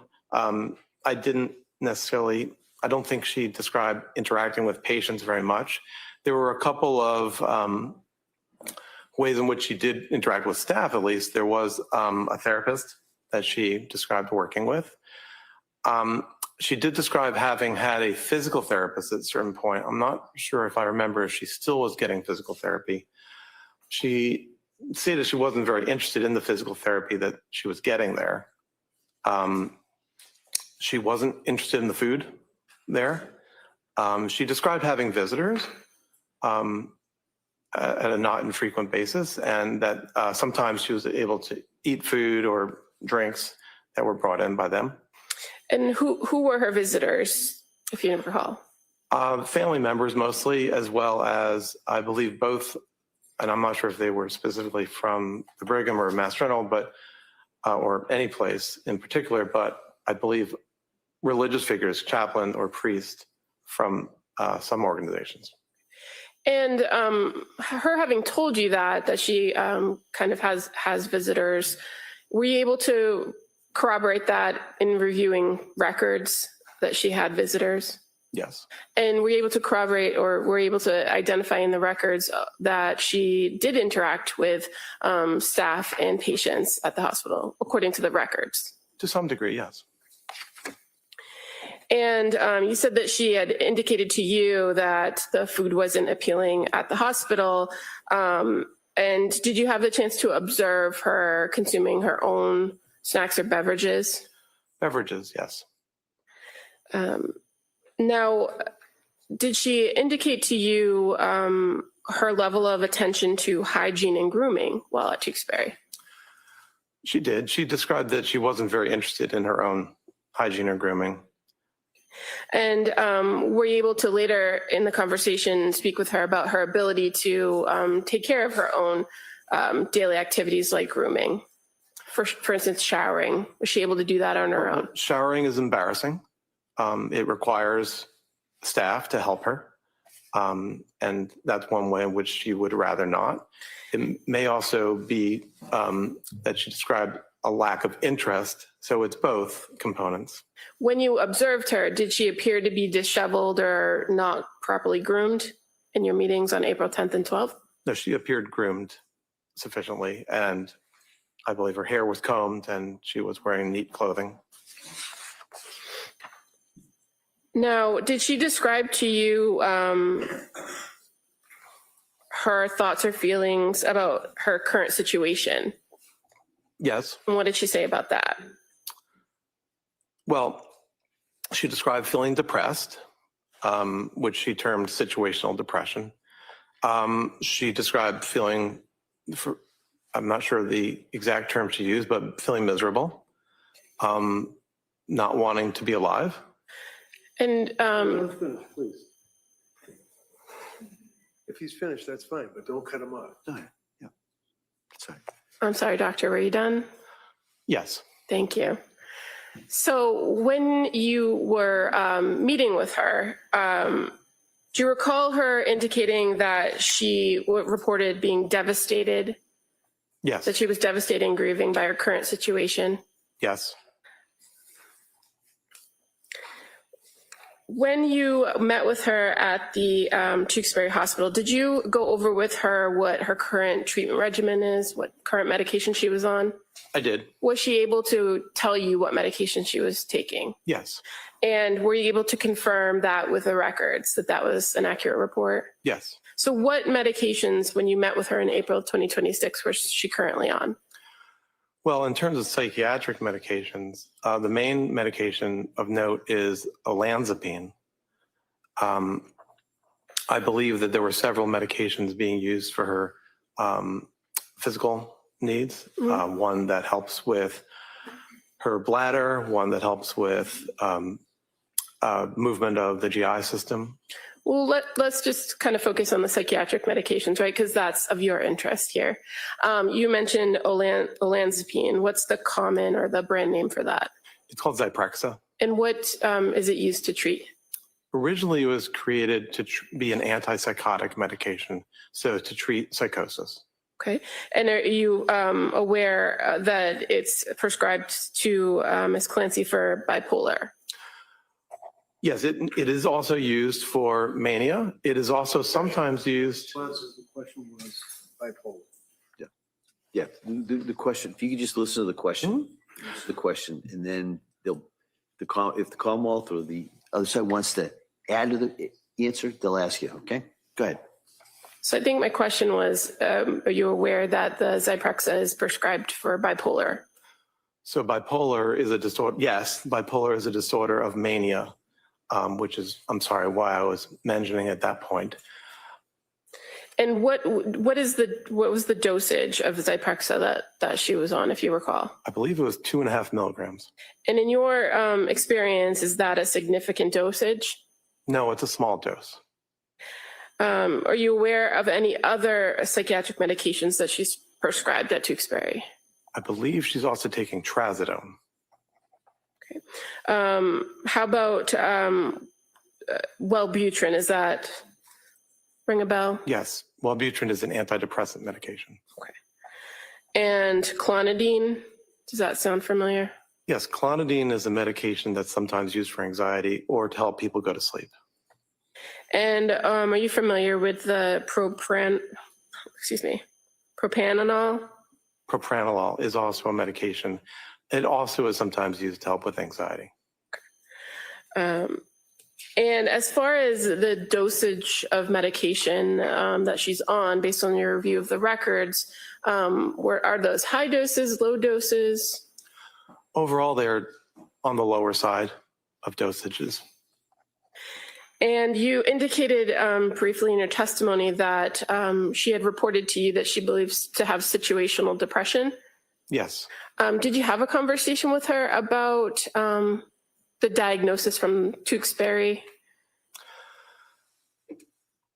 There were times that if you're asking about bipolar disorder, At one point, she made the statement that she wasn't convinced that she has bipolar or has had bipolar disorder. She described situational depression in terms of feeling depressed about the several stressors that she experiences today. And what are those stressors? Well,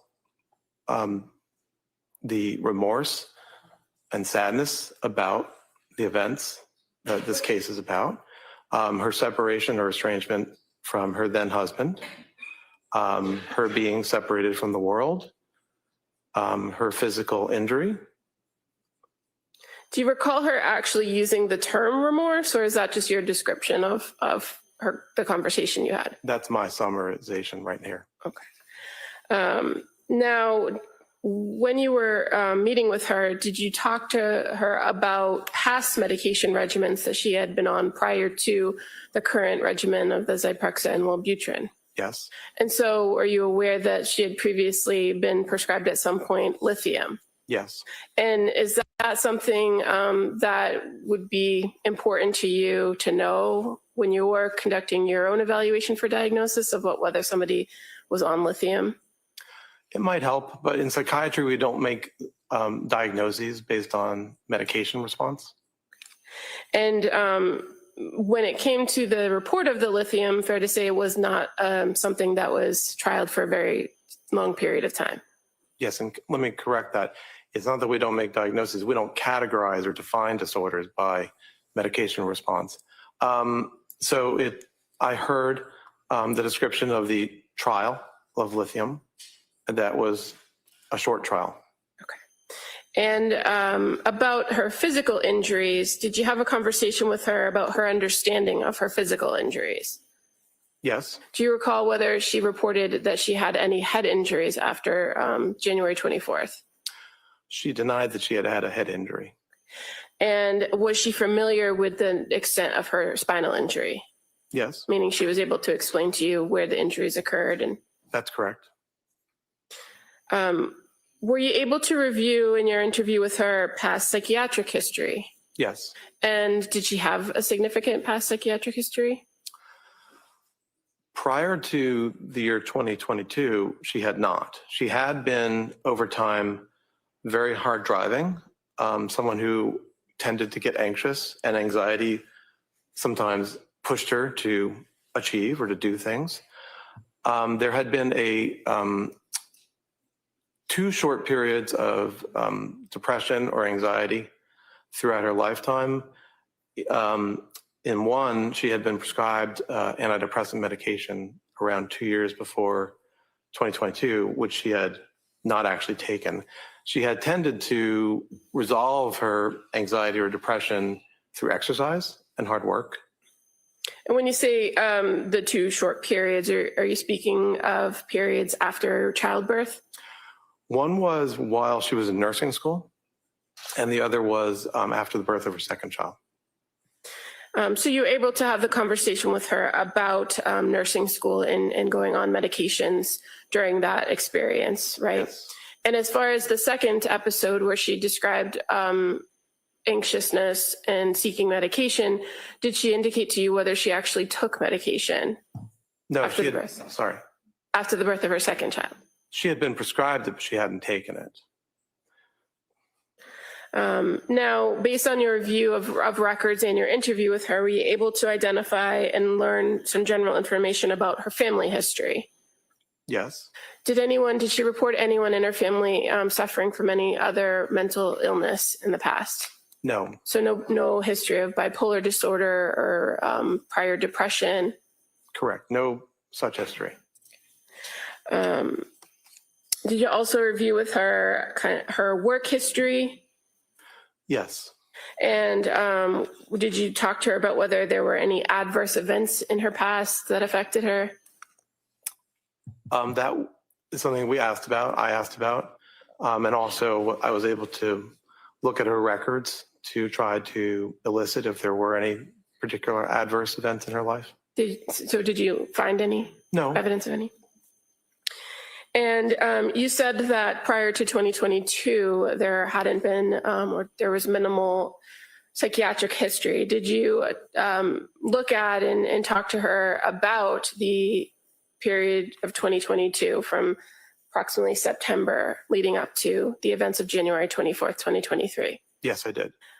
So as far as going through that time period, you were able to review her medication history during that time? Yes.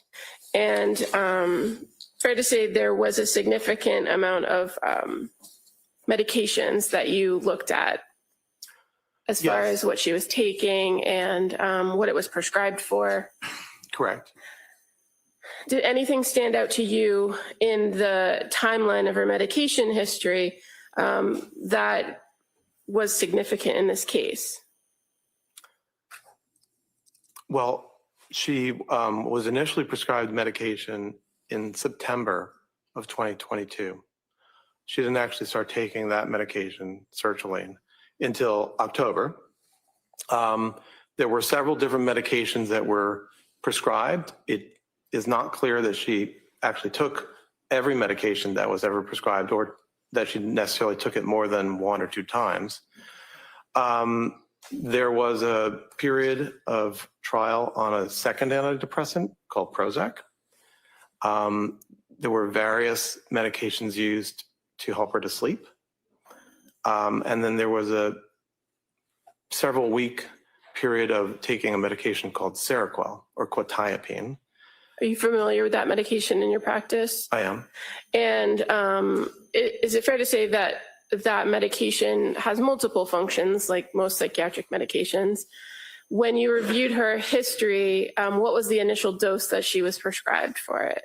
Just 25 milligrams. And what is a 25 milligram dose of Seroquel? What is that generally prescribed for? Well, it's often prescribed these days to help individuals to sleep. But Seroquel is also, like Zyprexa, a antipsychotic medication. It can be used to help people to sleep. It can be used to help psychosis. It can be used to help the treatment of depression. And as far as your review of the medication timeline for this defendant with the Seroquel, would the amount of time that she took the Seroquel have had any lasting effects biologically on her brain or her body? There's no known effect that one would have from the amount of time that she took it. There could have been temporary effects, which could have been affecting her functioning or her psychological reaction to her functioning. But there's no known biological long-term effect. So when you say that they could have some effect, are we talking about symptoms or negative symptoms maybe? So Seroquel might affect a person's ability to think straight. We talked earlier about cognition, the ability to pay attention, to concentrate, to have memory.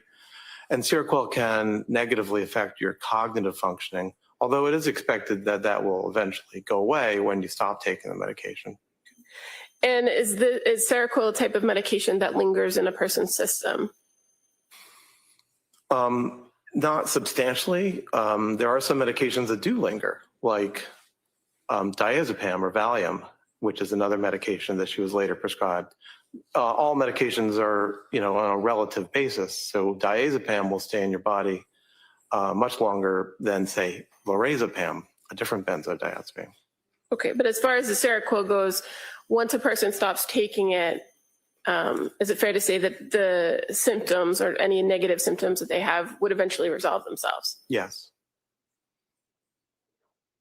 And you're aware of the medications, the last reported medications that the defendant was on right before the events of January 24th? I am. And what were those? Melatonin, lorazepam, trazodone, and an antidepressant medication called amitriptyline. And as far as the amitriptyline, you're aware of what the dosage was? Well, on the day before January 24th, it became 20 milligrams, but for several days before that, it was 10 milligrams. Now, in your experience, a 10 milligram to 20 milligram dose of amitriptyline, is that a significant dosage? It's small. The usual starting dose for an adult is 150 milligrams. Are you aware of what the chief complaints or problems that the defendant had been reporting at the time when these medications were all being prescribed to her in 2022? Well, it's a several month period, but it started in September of 2022 with complaints of anxiety and depression. And fair to say, in reviewing all the records and with your conversation, that sleep also was a main issue or a complaint. Yes, that's right. And in some of the medications that you reviewed, is sleep, could the medications themselves affect a person's sleep?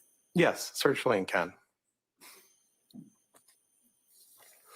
Now, as far as past diagnosis of this defendant, you were able to review overall in all the records that were available to you what different providers had given as far as past diagnoses, correct? Yes. And as far as your overall evaluation in determining criminal responsibility, where you have to answer first that question of mental disease or defect, do you rely on those prior diagnoses or do you come to your own conclusions? I come to my own conclusions. Are the fact that there were past diagnoses something that you consider?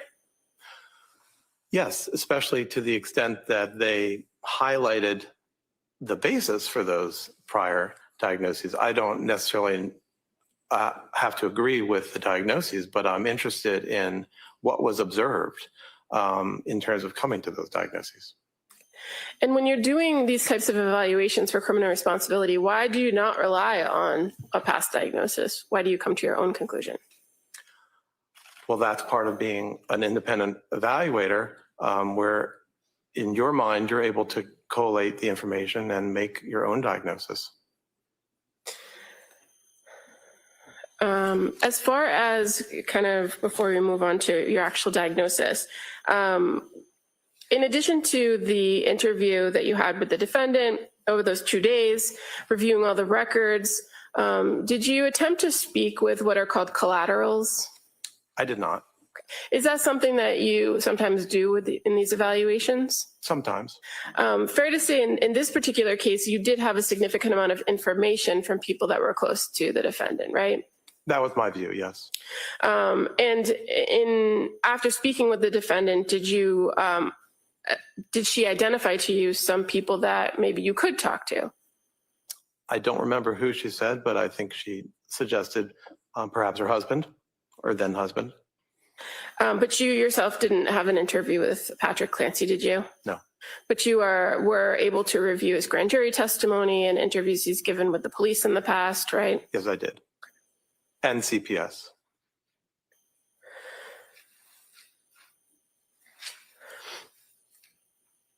And as far as speaking with the defendant's parents or her sister, are you aware that attempts were made or requests were made to speak with them, but they didn't respond? I wasn't aware of that.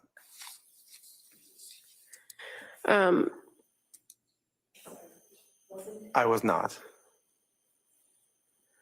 So based on everything that you reviewed in this case, were you able to come to a conclusion about diagnosis? Yes, I did. And at the time that you conducted this evaluation, what is your opinion about diagnosis?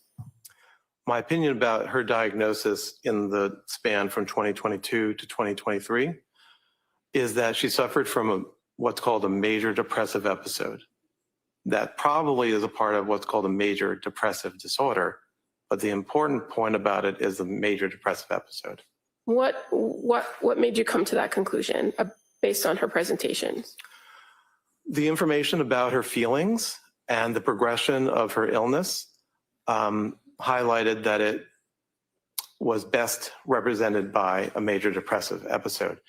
It's a condition defined in DSM-5 where an individual displays problems with mood, problems with feeling pleasure, feelings of guilt or worthlessness, problems with appetite, problems with sleep,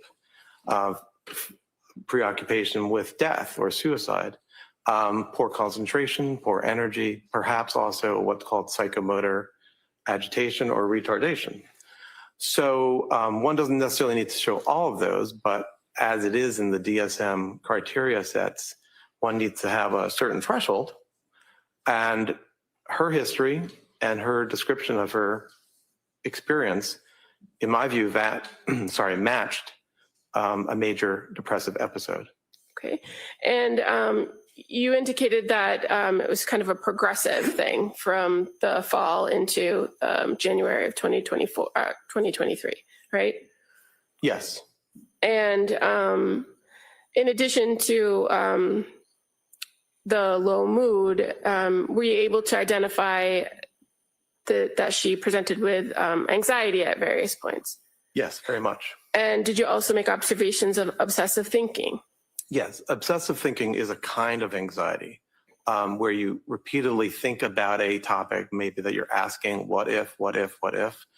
And it's the kind of form of anxiety that you frequently see in an anxiety disorder called generalized anxiety disorder. I think it's possible she also had generalized anxiety disorder, but that is sort of secondary to the major depressive episode. Okay. Now, in the time closest to January 24th of 2023, did you take a look at what her presentation or what her mental state was then, based on all the information that you had available to you? Yes, I did. Did you identify whether she was ever presenting in a manic state or a hypomanic state? Throughout the period from 2022 to 2023, no. There was never indication of any element of mania or hypomania. So just to kind of make it kind of clear to the jury here, when you talk about major depressive disorder, that's a identified disorder in the DSM, right? Yes. And when we use terminology like mania, right, what is mania? So mania is a mood state, just like major depressive episode is a mood state. And these are the sort of building blocks of the mood disorders, bipolar disorders and major depressive disorder.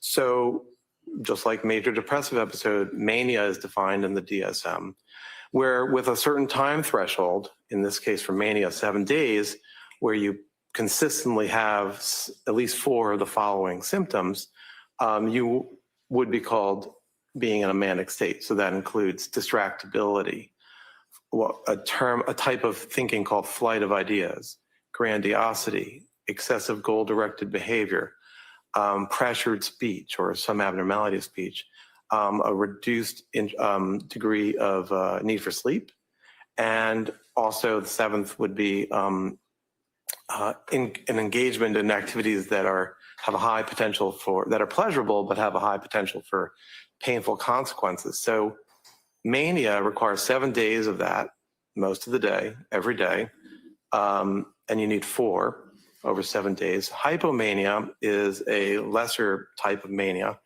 and you need only 3 over a 4-day period. In both cases, as it is for major depressive episode, you also need to demonstrate that the person is impaired in a clinically significant way. That is to say, they have clinically significant impairment or distress. So these are the building blocks for the mood conditions that we're talking about. And so when you say you looked at the defendant's condition from September through January, September 2022 through January 2023, did you observe or did you find any evidence of mania or hypomania in what was reported was her conduct or her presentation? I could not find any example of behavior or thinking that corresponded with those elements of mania or hypomania. Now, what about in the days immediately after the incident, were there, you said you reviewed records from Brigham and Women's Hospital, correct? Correct. Did you identify or could you find any evidence of mania or hypomania during that time period? No. And in fact, there are actually some instances that would tell you that she was in those states, correct? Like her behavior? Yes, sustained. During the time period of immediately after the incident, what did you observe or did you observe in the records some activity at Brigham and Women's Hospital that would show that she had linear thinking and goal direction? Well, After she was removed from the medication called dexmedetomidine, which was sedating her and having her sleep intentionally. After that point, she awakened, the records indicate, and was able to think coherently with goal-directed thoughts. One example, and so the various mental status examinations done by the doctors at the Brigham generally showed normal mental status. One particular portion of the record reviews their review of whether or not she had the ability to make a decision. In that case, a change to her healthcare proxy. And so the physicians there were able to examine her closely in order to understand that she did have decision-making capacity.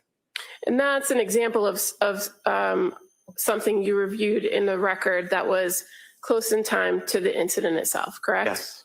And you also were able to review records from Jennifer Tufts from an appointment with the defendant the day before the incident occurred, correct? I did.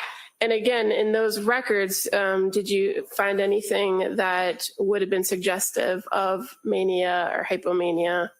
Not of mania or hypomania, no. What about psychosis? Did you observe any of that? I did not throughout the period in question. So tell us what psychosis means. Psychosis is a form of thinking where the person has disorganization and also may have a lack of what is called reality testing. So the individual may not be able to engage in behaviors or activities or cognitive thoughts to check if a belief or an experience is real or not. So is there any particular way in which a person can display psychosis? Psychosis can be displayed in many different ways. It can be based on the things a person says. For example, delusions are fixed, false beliefs that the individual has, and that they exist despite the person being told that that's not true or testing it with others. You also can at least suspect psychosis in the form of hallucinations, which are unreal stimuli that an individual experiences. Sometimes you may see individuals actually moving their body to respond to stimuli that they think or they are experiencing in the environment. But hallucinations can also be taste, smell, or things that you hear or things that you see or feel on your body. And there is a kind of psychosis that includes some of that, but also simply includes an individual's lack of ability to act in an organized manner. So a person in psychosis can sometimes do the normal things that they always do, right? It depends on what kind of psychosis and how bad the psychosis is or to what extent it is occurring. But individuals with, say, delusional disorder, which is a disorder where your problem is you have a delusion that is affecting your life, those individuals can mostly go about their lives in other areas, at least other areas that don't have to do with that particular false belief. What about with hallucinations? How does that manifest itself? There is a subgroup of the population that actually experiences hallucinations frequently and has no negative effect from it. But for those who have hallucinations as a part of a disorder of psychosis or bipolar or mood, there are ways in which the individual can live with the psychosis or live with the hallucination and be able to be resilient to it and go ahead with their life. So even if a person does have some form of psychosis or has delusions or hallucinations, they could still manage in society by following the rules, right? Like I said, it depends on which delusion or which hallucination, but there are individuals, and it may be who can, and there may also be people who can on a stable basis, but there also are individuals. Next question. As far as a person who might be suffering from psychosis, can they appreciate or do they know right from wrong? There's no reason that psychosis in of itself inhibits a person's ability to know right from wrong. Now, as far as in this case with this particular defendant, you have identified that you believe it's a major depressive disorder, right? Yes. Did you consider other diagnoses? Yes. What about bipolar? Did you consider bipolar? I weighed whether there might have been bipolar disorder. And so why not for this defendant? Well, to be diagnosed with bipolar disorder, you need to have had a manic episode. That's at least for bipolar type 1. For bipolar type 2, you need to have had a hypomanic episode. And there's no information in the available record that displays either of those. So you can't diagnose bipolar disorder.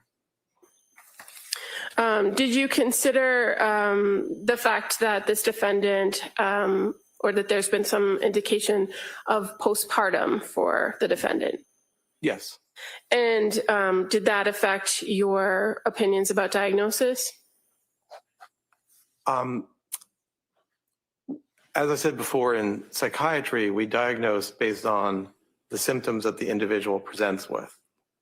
So in the DSM, in our manner of diagnosing, when you have discerned what is the prominent symptom that the individual is suffering from, that becomes the disorder that carries your diagnosis. There are times that you can designate that it has occurred in the postpartum period. DSM states that would be within 4 weeks of birth. It also allows for the symptoms to have occurred before birth. So that is the standard that we utilize when we choose to add on that designation of something being postpartum. Could I object? It doesn't matter what we do, it's what he does. All right, next question. So as far as consideration of postpartum, do you rely on the DSM-5 in your diagnostic criteria? I do.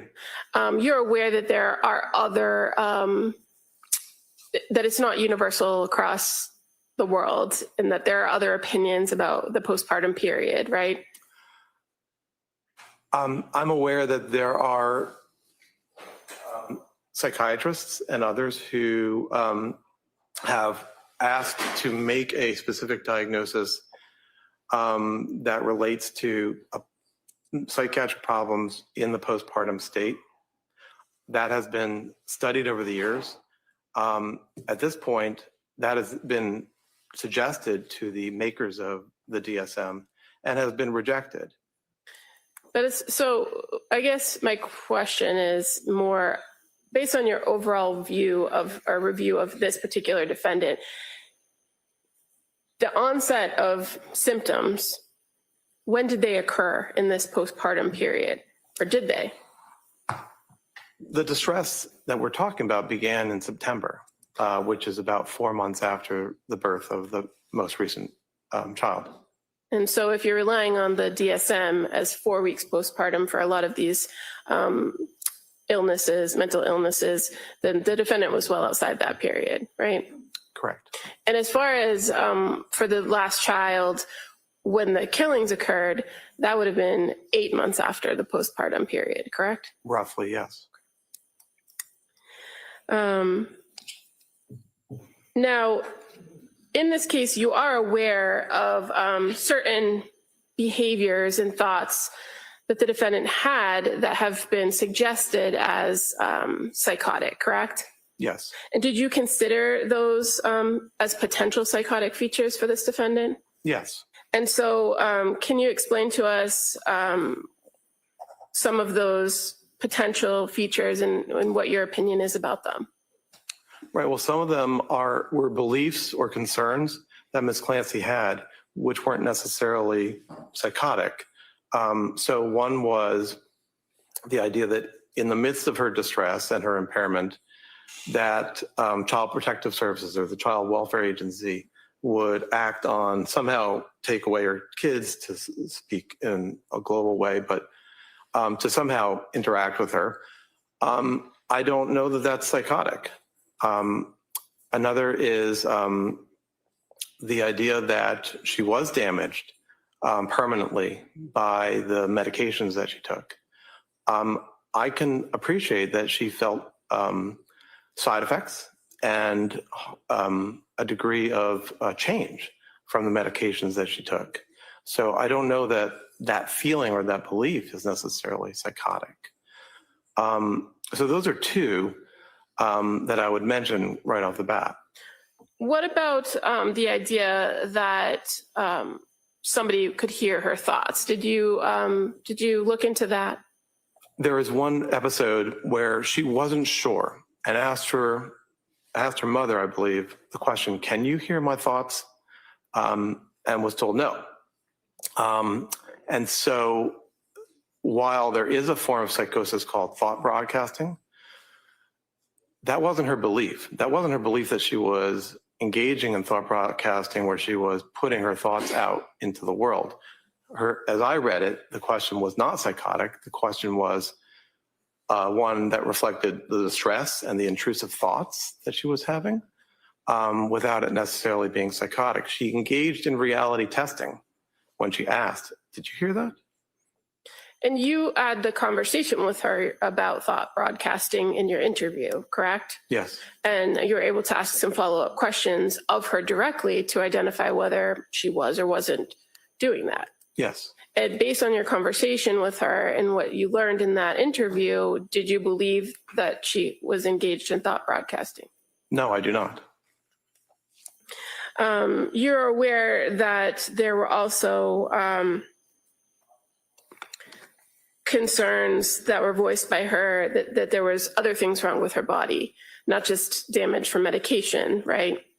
Yes. Do you recall that? Yes. Did you consider that to determine whether that was a psychotic feature for this defendant? Yes. So an example was her worry that she had ketoacidosis. I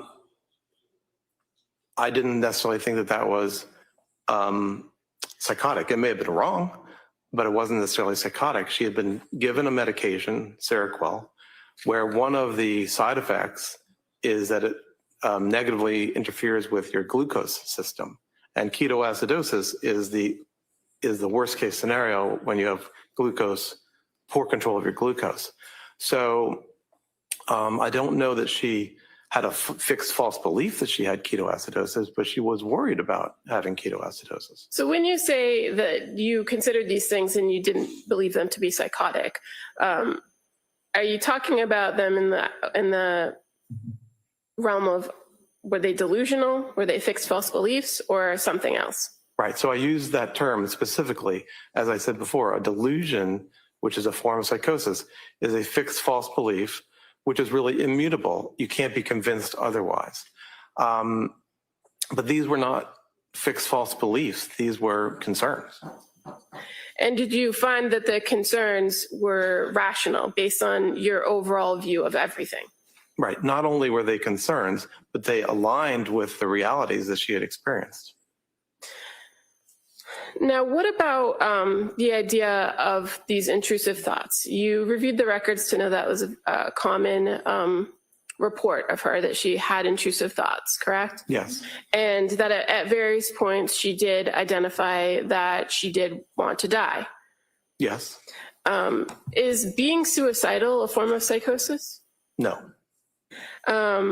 What, if anything, does the idea of suicide tell you about this defendant or about her situation? Well, it tells me that she was suffering and that it was a part of, in my view, it was a part of a major depressive episode. 10 to 15% of women in the postpartum period have depressive disorders, and it can be very serious, and it can lead to suicidality or the need for hospitalization or other interventions. So the records show in my interviews that I gathered information that she was suffering, and suicidality is a form of suffering. Now, when you're talking about suicidality, does it have to make sense why the person is suicidal? No, suicidality occurs, but it doesn't always make sense. Sometimes there might be places where one might say, well, why was that person suicidal? They had only good things in life, speaking hypothetically. But especially when an individual has depression, it just occurs. Now, when you're talking about people that have suicidal ideation, are there certain things known as protective factors? Yes.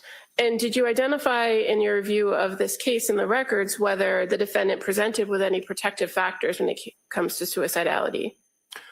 Well, are you asking, did Ms. Clancy identify protective factors? Yeah, at some point, is it fair to say she did identify protective factors? She did. And what were the protective factors? Mainly her mother and her children. That is to say, she wanted to, her urges or her interest in suiciding was something that she chose not to do because of the worry that she would hurt them by suiciding. And your review of the records from McLean Hospital, fair to say that one of the reasons for discharge was that she herself identified that she wouldn't have commit the act because of her kids. That was one of the factors. When I make decisions to allow somebody to be discharged, it's an overall weighing of risk factors and protective factors. All right, council, it's 1 o'clock. Why don't we take the afternoon recess at this point? Okay? All right, thank you, John. So, Mr. Drew, we're going to take the afternoon recess. As I always tell you, no research, writing, talking about this matter, and we'll have you back here approximately 2 o'clock. Okay? All rise, please, your next.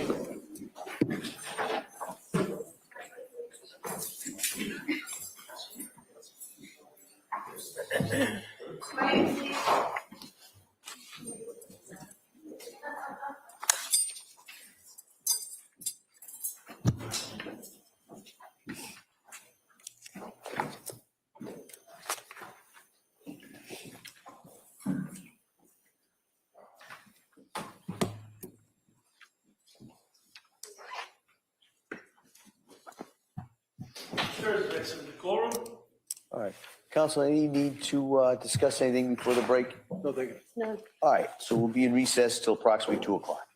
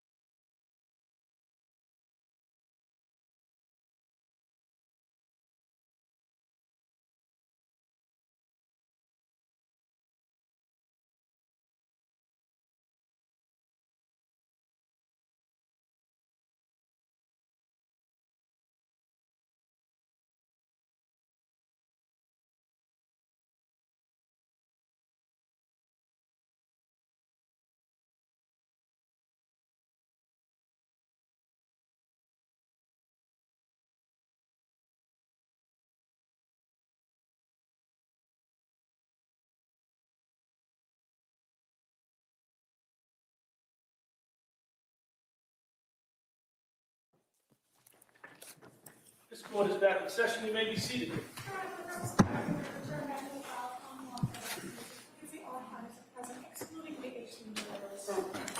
All right, counsel, we ready for the jury? Yes. All right. Yes. All right.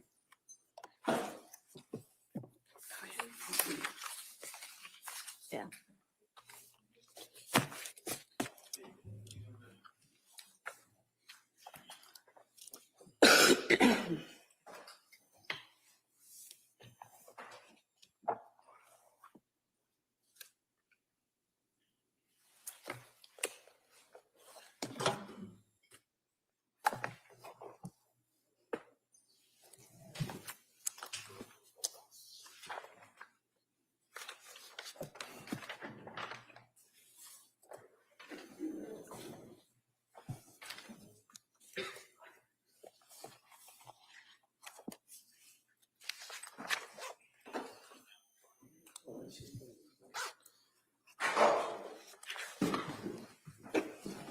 Court, all rise, please.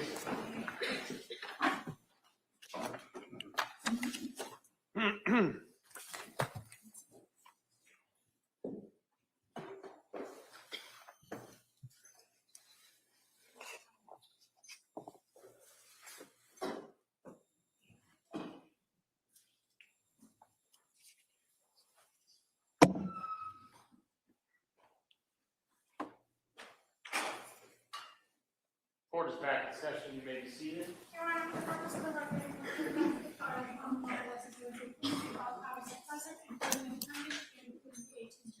All right, Como?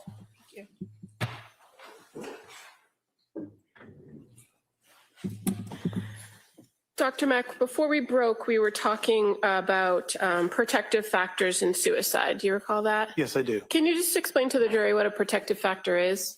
Well, when a person is suicidal, they have risk factors and they have protective factors. Risk factors are those aspects of the individual that make it more likely that the person is going to act on their suicidal thoughts. And protective factors do the opposite. They are things that hold the person back from acting on their suicidal interests. And in this case, you're aware that the defendant had previously indicated that her kids and her mother were reasons why she didn't continue with the thoughts of suicide in the past, right? Well, objection is not the thoughts, it's the action. No, overruled. You can answer. I'm not sure if your question is that kept her from acting on suicidal interests or Right. ideation. I guess the important part I'm trying to piece together is it was her statements to professionals that her mother and her kids were reasons why she wouldn't have committed the act. Correct. Okay. And you are aware that at the time of the event or after the event, she indicated that a voice told her that she needed to kill the kids so that she could kill herself. Yes. And this was the same day that she then attempted to kill herself. Correct. Now, on the day of January 24th, 2023, you are aware that the defendant had reported that, for all intents and purposes, earlier in the day was a good day. There are reports that earlier in the day was a good day. And is the fact that she reported good feelings consistent with the suicidality or inconsistent? I apologize. Did he say that she said she had a good day or someone else did? I just didn't hear that. Yeah, if you could maybe kind of bring that out, what that source is. Well, as far as the reports of it being a good day, when you spoke with her, did she describe the events earlier in the day as a good day? Playing with the kids, that kind of thing? She described the day as being a fun and productive day. And you're aware that others reported, including her husband Patrick, that earlier that day it appeared to have been a good day. Right. So one example is when Patrick was talking to the Child Welfare Agency that evening, I believe, he said that was the best day she had had in a long time. So, or something to that effect. The fact that there were reports of it being a good day, is that inconsistent or consistent with the idea of the attempted suicide? It's not inconsistent with suicide. it's also not inconsistent with the depressive disorder that she had. Much of the time, depression, major depressive episodes start to recover after around 3 or 4 months. It also is in my own view in psychiatry, and I believe others, an awareness that as a person is beginning to recover from the worst of their depression, sometimes suicides do happen when the person starts developing a little bit more energy and ability to act on their interests. So in your experience, do people sometimes display those positive feelings immediately prior to either an attempt or a suicide? Yes, that is something that does happen in my experience. While they're still very depressed, but they begin to be on the trajectory towards relative improvement. Now, just going back for a quick second, you had talked a little bit about hallucinations, and you described different types of hallucinations, meaning things that you can taste or hear or see, right? Yes. Are you familiar with the what's called command hallucinations? Yes. And what are those? Command auditory hallucinations are a type of hallucination where you're hearing something and it is telling you of an expectation for you to do. And are those things usually persistent? It can be. It can vary. Sometimes it can be persistent. Other times it can be sporadic. Going to your conversation with the defendant on about the events of January 24th, 2023, you in your interview with her were able to speak with her about her recollection of that day, correct? Yes. And one of the things that was done in that interview was that she was explaining what happened in chronological order, right? From the beginning of the day to the last thing she could remember. That's correct. Did she also tell it to you in reverse? She was asked to recite it in reverse, yes. And did she tell the same story forwards and backwards? Yes. Was she able to recall details of some parts of the day but not others? Yes, I would say that's correct. And did she describe to you when she heard this voice? Her experience that is called a voice occurred in the late afternoon. Do you recall what she reported about the voice?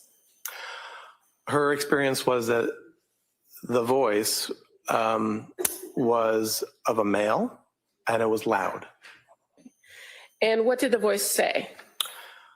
The voice said to the effect of, "You should kill the kids. This is your last chance so that you can kill yourself." And what did she say happened after she heard this voice? She engaged in the activity of taking her children's lives. And she was able to describe to you how she did that, correct? And she first stated that she took Dawson down to the basement. Yes. And then wrapped the exercise band around his neck and strangled him. Yes. And what did she say that she said when she did that?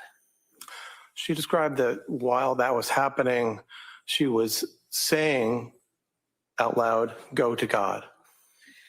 And did she describe the same for both Cora and then Callan? Essentially, yes. And the voice that she said she heard, was it one time or more than one time she heard the voice? Multiple times is what she described. And after she had killed the kids, did the voice continue in her report? I don't remember that it did. It may have, I don't remember. And then after the kids were gone, she then made an effort to take her own life, correct? And how did she do that? Right, so she did. She described that she went ahead to take her life or attempt to take her life with multiple steps. She went to her room upstairs in the house and took the various medications that were present. She cut at her wrists and at her neck, and then she caused herself to fall from the window. Okay. And as far as going out the window, did she tell you whether she had to do anything with the screen? She described to me that she cut the screen. Okay. And then she dove out the window. Well, objection, that's not what he said. Well, what did she do after she cut the screen? She fell from the window. Did you ask her, or was there conversation about the phone call that she received from Patrick? There was. And was she able to clearly identify when the call came from Patrick? I don't exactly recall exactly when, but it was sometime in the around 18 to 20 minutes that this was happening that she received that call. Do you recall if part of the conversation about the timeline of events, whether the voice came as soon as Patrick left the house or before or after the phone call? My recollection is that it happened as soon as Patrick had left. Now, were there some things in what she was telling you about the events that was different from what you reviewed from other information in this case? Can you say that again? Yeah, I'm just asking if you recall that there were things in the version that she told you in your interview that were different or not consistent with the information you knew about the case. Well, two things come to mind. One is the locking or the closing of the bedroom door, and the other is the cutting of the screen of the window. Okay, and as far as the locking or closing of the bedroom door, do you recall what she told you about that? She denied that she had done that. And so from the information you reviewed about reports from Patrick and everything else, did you know that the door had been locked? That was my understanding. And the second thing that you indicated about the screen, what information did you have about the screen that was different from what she reported to you? I believe there was a question as to whether the screen had been cut, perhaps with a sharp. And as far as the going out the window piece of it, you were aware that she didn't have any head injury, correct? Yes, I am. That she had the spinal injuries, the C1 injury, but no injuries to her head. Correct. And as far as her report of taking medication or taking pills, did you know whether she took all the pills that she had in the house or? Well, I'm not sure about the house. She described all the pills in her bedroom. And were you aware that there were other pill bottles located in other parts of the house? I'm not sure I knew that. How about the phone call? She indicated that at the time of the phone call, she believed she had the baby in her hand and she was doing something like taking food out of the fridge or getting food ready for the kids. Do you recall that? Yes. And were you aware, do you recall seeing crime scene photos that show that the kids' bowls were in the living room? Yes. And that Patrick later reported that he had seen Dawson eating green beans and chicken nuggets before he left the house? Were you aware of that?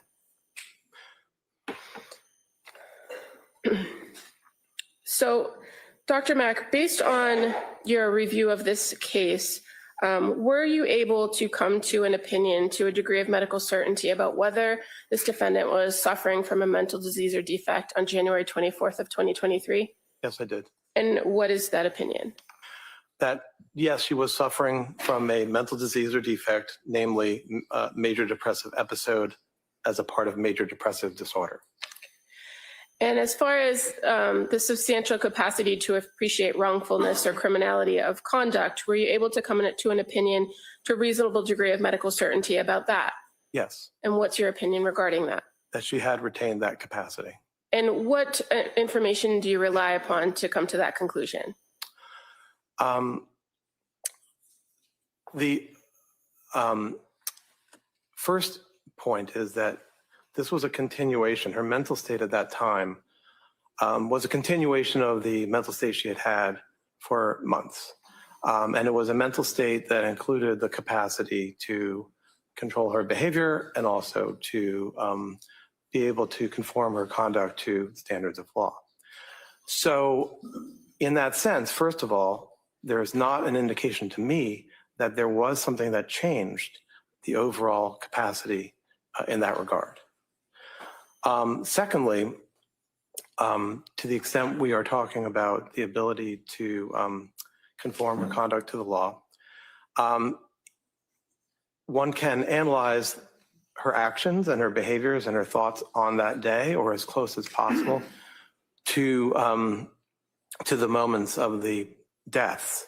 And that includes taking one of her children to a pediatrician that day, engaging in fun activities around the house that day, having engaged with one of her children's teachers the day before, having engaged in normal conversations with the restaurant that she ordered food from, 3V, and then also interactions with the pharmacy, CVS, where she was getting the Miralax from. So in all these places, there was the ability to act normally. There doesn't seem to be any deviation from where she had been all along, which included this capacity. Furthermore, I would add that as a part of her interactions with the community or in driving, she had abided by law and abided by standards of the community at all those times. So there isn't necessarily, to me, any way in which that deviated that afternoon.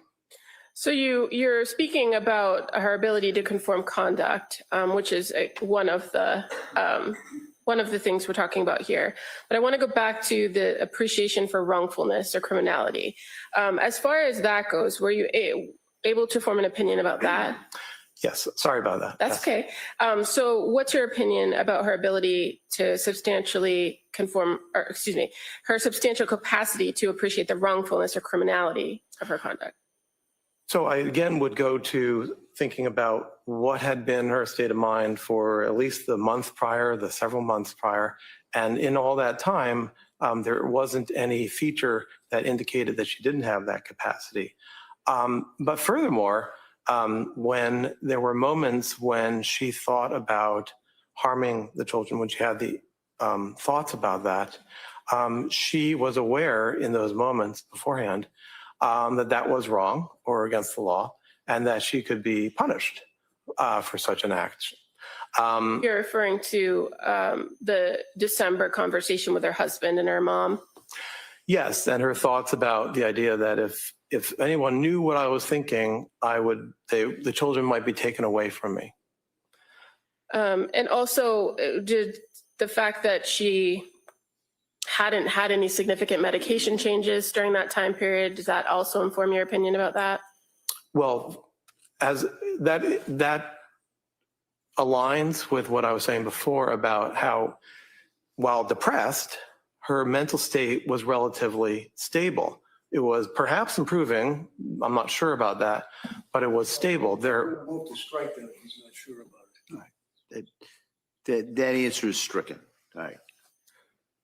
So the fact that she hadn't undergone any more significant medical or medication changes, I should say, did that signify to you that she had been in the same kind of state she had in the months before? Yes. Okay. Now, what about the interaction with Dr. Tufts on January 23rd? Did anything about that suggest that there were any concerns or distress that would have changed her ability to appreciate wrongfulness of her conduct? No. In that interaction, she displayed normal thinking and the ability to think ahead and to navigate the world. And what about the statements that she referred to when she was killing the kids, the go to God? Does that inform your opinion? It does. And why?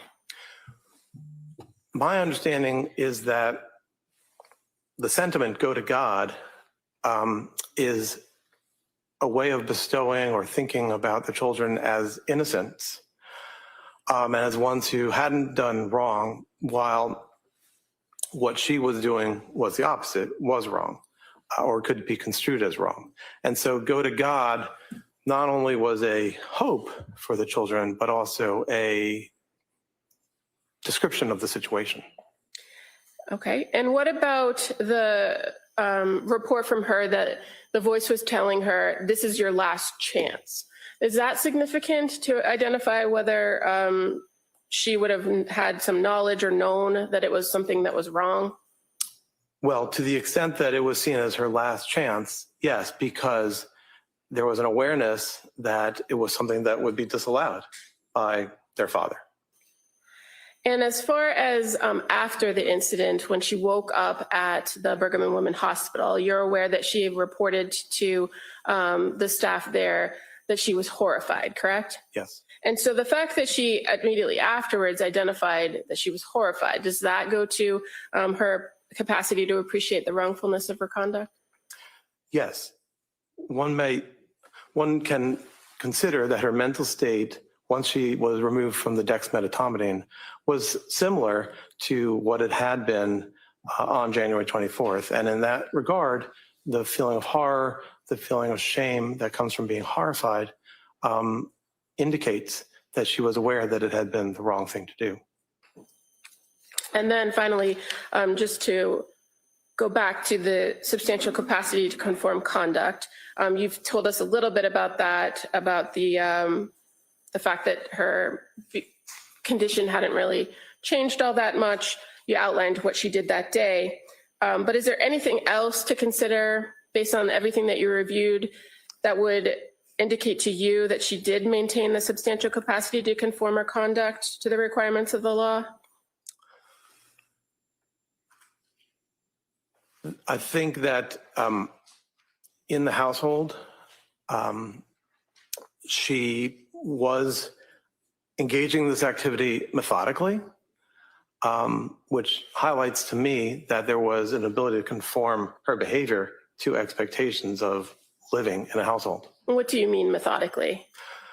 As I understand the deaths, they were done methodically, and I think you asked me about that earlier, one by one, in a way that was organized and that was intended to achieve a particular goal. Similarly, her attempt at suicide was organized and thoughtful in a sense that it included as many possible methods as possible. And as far as the killings of the children methodically, did she report to you in any way that she was given direction by this voice on how to complete the act and what exactly to do? No, she did not. And what about the call with Patrick? Is there anything about that indicates that she maintained some control or the ability to control herself where she did engage in a short conversation with him? Well, that aligns with what we were talking about before in terms of being aware that he would disapprove or disallow this. And yet she didn't say anything. She didn't say help, or she didn't say, I'm having these thoughts. So it wasn't stated.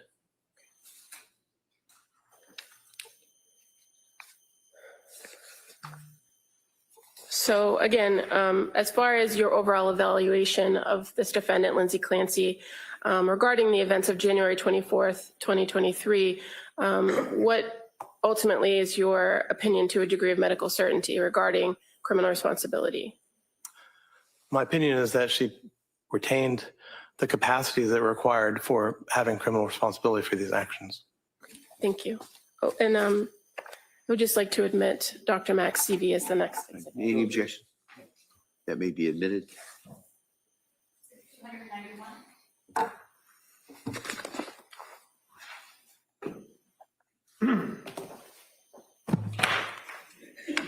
right, Mr. Reddington.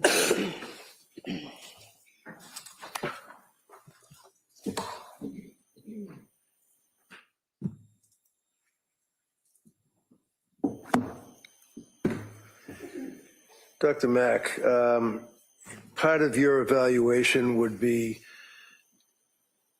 an intent to investigate the person that you're being asked to evaluate for purposes of an opinion regarding criminal responsibility or lack thereof for the district attorney's office, correct?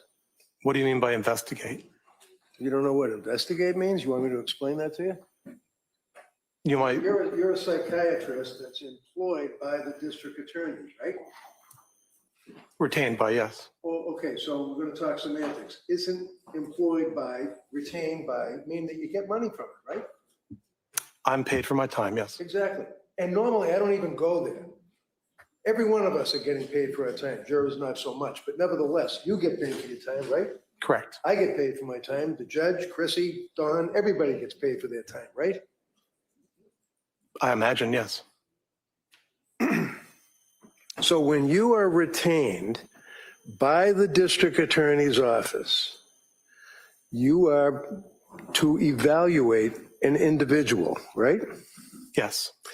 And the individual in this case is Lindsay Clancy, correct? Yes. And you recognize her, do you not? I do. And you actually had a chance to meet with her and do your evaluation, right? Yes. And part of your evaluation, you had to investigate into who she was. For example, her education, what she did for work, friends, family, right? I asked her about her life and I reviewed records to learn about her life, yes. Okay.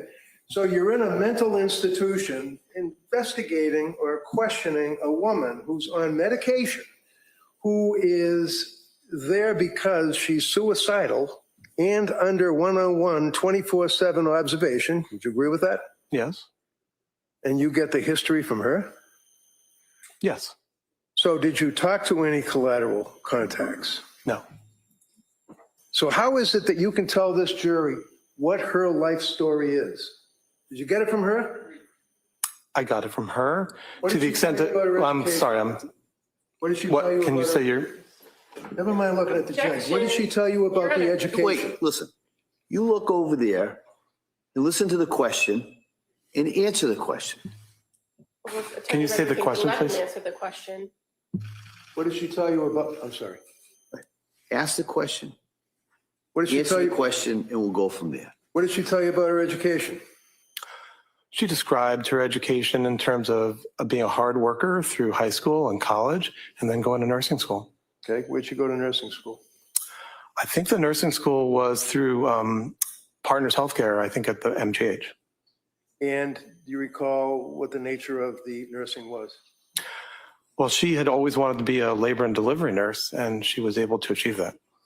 So she worked as a labor and delivery nurse That's my understanding, yes. for a period of time, For several years, yes. 9 years, 7 years?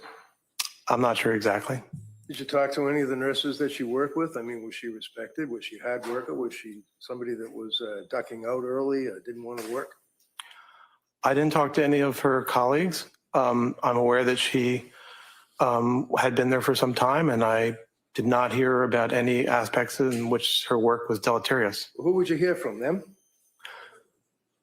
Well, one might have heard it from the notes from her spouse. It might have heard it from the Let's talk defendant about, let's herself. talk about one might have heard it. Is the one you're testifying? Yes. Did you hear about it through the notes of the spouse? No, I didn't hear about any way in which her work Okay, so why are you wasn't. telling me that? Why are you saying one might have heard about it through the notes of the spouse? Well, I think your question was, how would one learn about any deleterious acts or components of the person's work?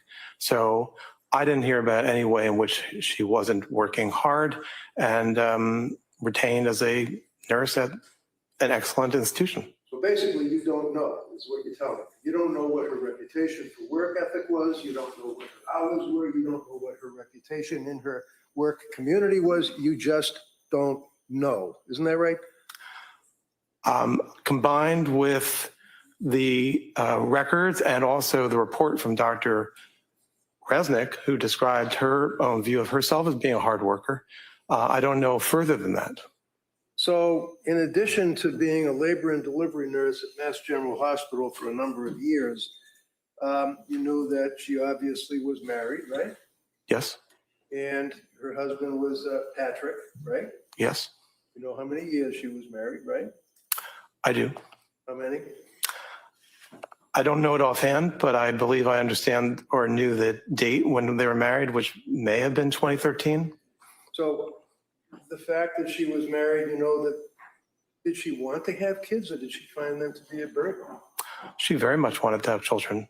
She And described that that was her lifelong interest. had one child for, right? I can't hear you. The first child was Cora, right? Yes. Did she have any delivery issues with Cora? Not that I recall. How about the second child? What was the second child's name? Dawson. And how old was Dawson at the time of the incident, as we say? I think he was around 4. And did she have any issues with his delivery? Do you mean the delivery or in the postpartum period? I mean the delivery. If I recall, I think she had a tear, which is called an episiotomy, and that was something she was unhappy about. Sure. Did she have medication prescribed to her? Do you mean psychiatric medication? Sure. At some point, I think she was prescribed an antidepressant medication in that period. What was it? I think it was sertraline. And do you know whether she took it? She has told us that she did not. And when she went home after having the baby, Dawson, she then came home to a little daughter, obviously Cora, had Dawson as an infant, correct? Yes. And was she living in a town or where was she living when she had these two kids? I think she was living in the same house in Duxbury. She was living in Weymouth or?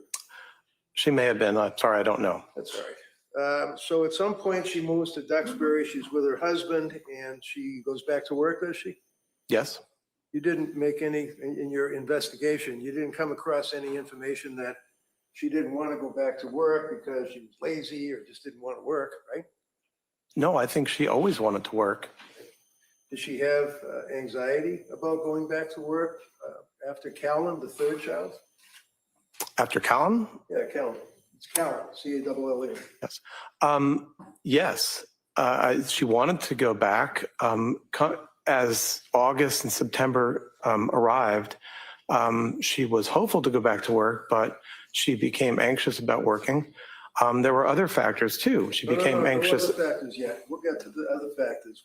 Why was she anxious about going back to work? I was about to say, Go ahead. she was anxious about the well-being and nurturance of her children as she went back to work. One being that the baby was not taking a bottle. Another, that in that span between the point that her husband went back to work and she was expected to go back to work, it was overwhelming to have 3 young children that she was caring for all by herself. As time went on, she was ambivalent about hiring somebody to help, hiring a nanny, and that was another area of anxiety.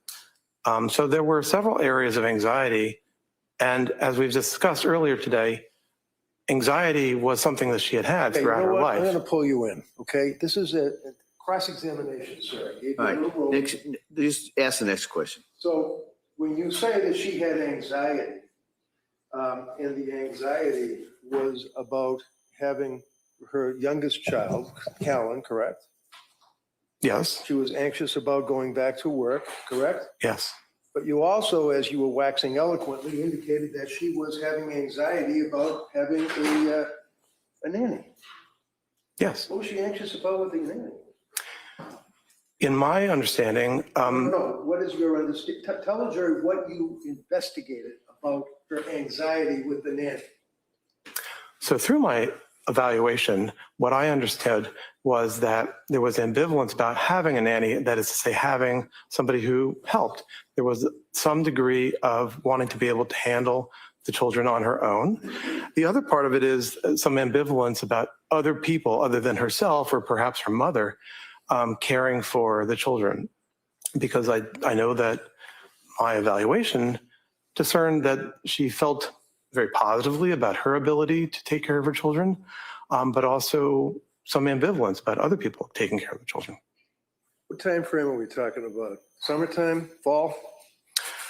The end of summer, late August, early September. Isn't it true that in the summer, she and Patrick and the kids felt that they were on top of the world, having a great summer, right?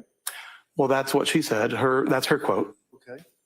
And then come the fall, towards the end of September, that's when she started to have symptoms of anxiety, right?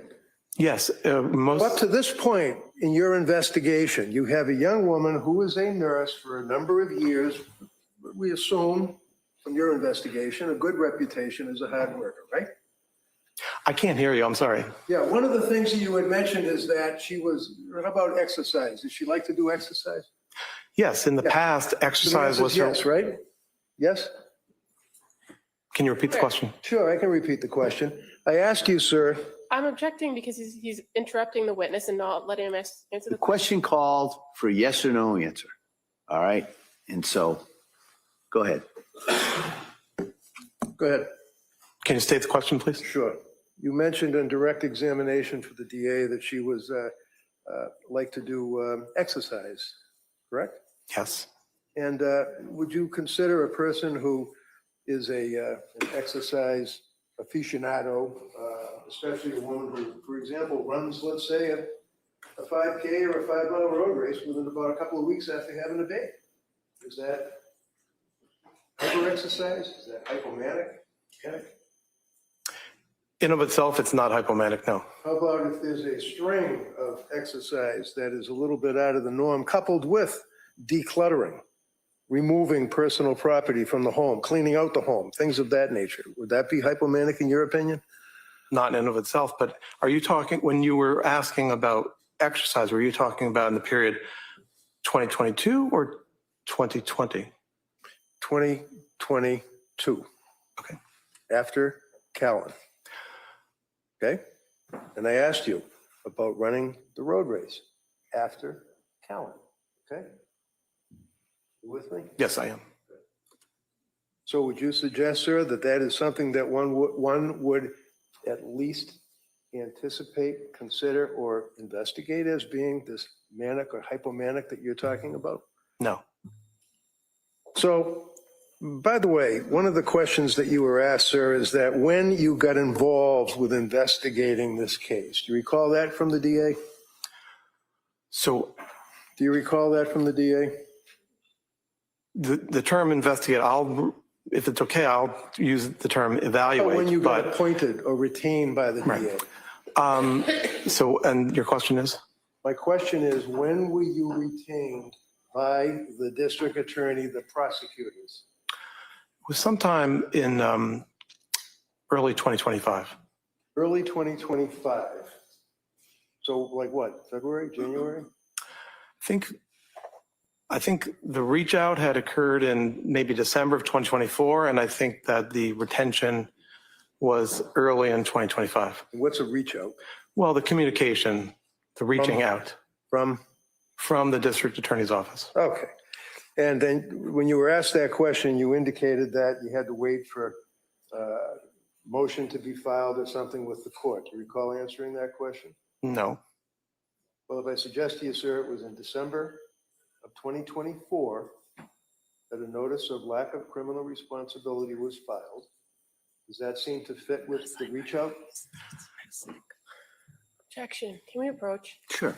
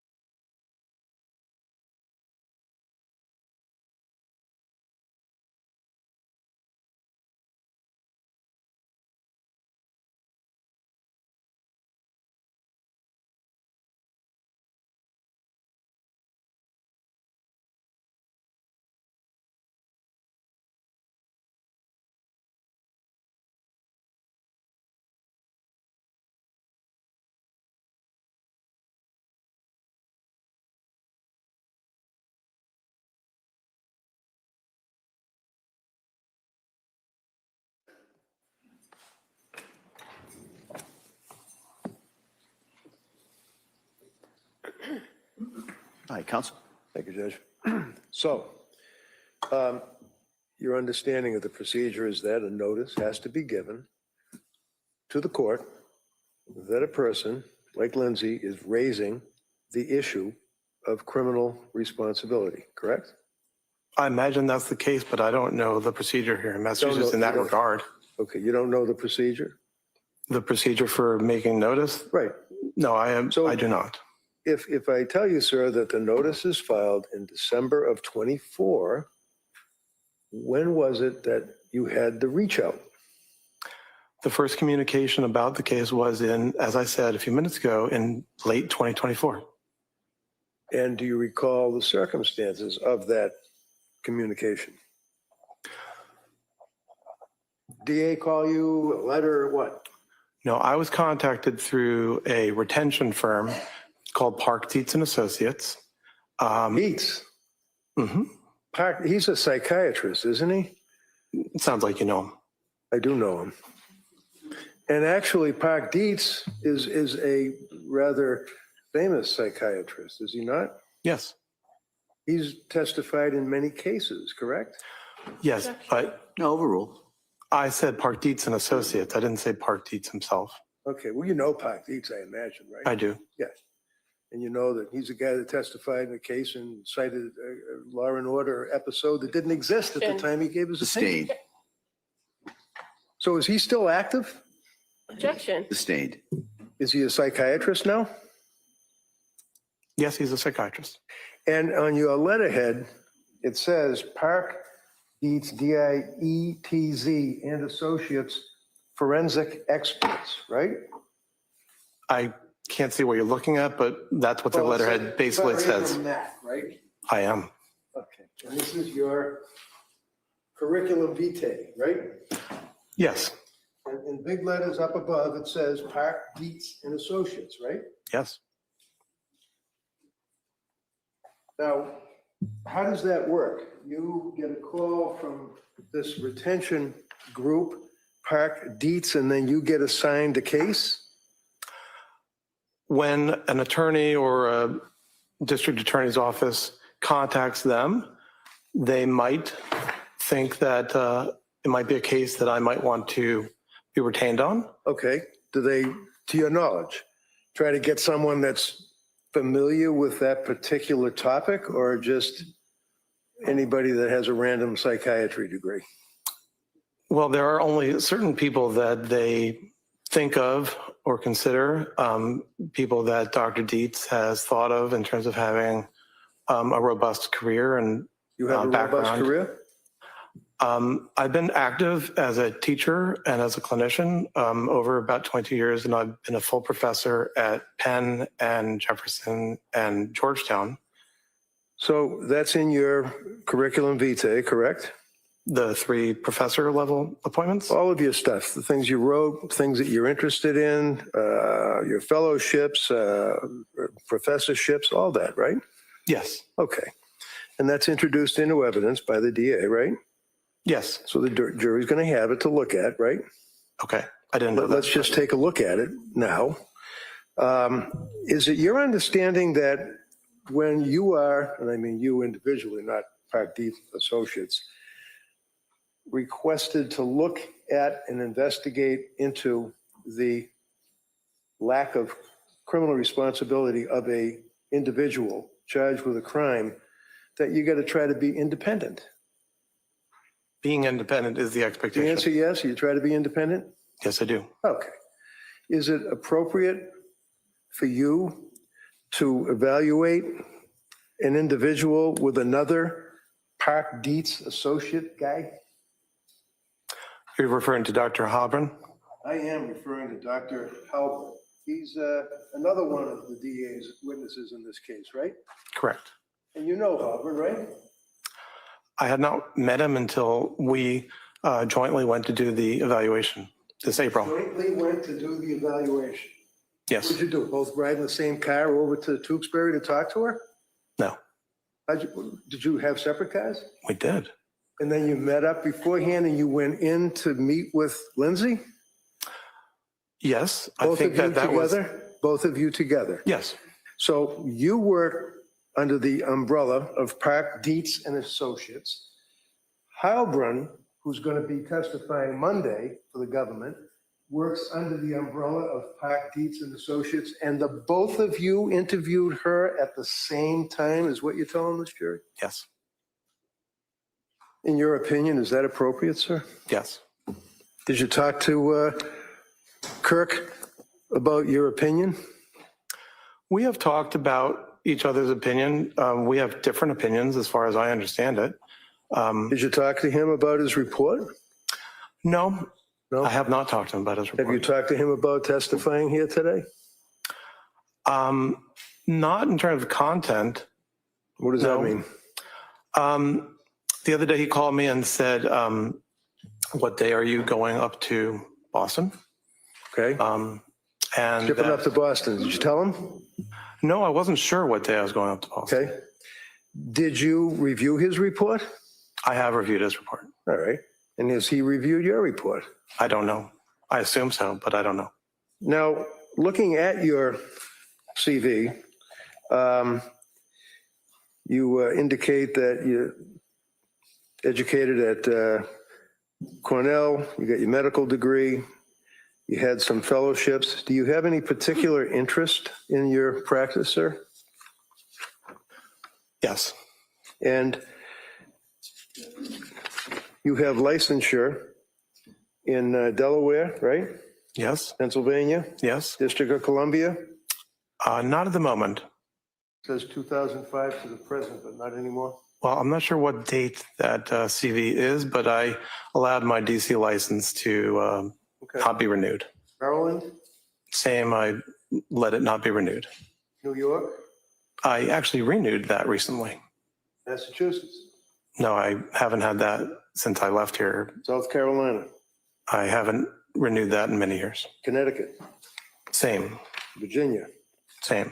So what does that mean that you have licensure? Does that mean you can be a psychiatrist in these states as long as it's active, or what does that mean? Licensure means that one can act as a physician when your licensure is in effect, yes. Okay. And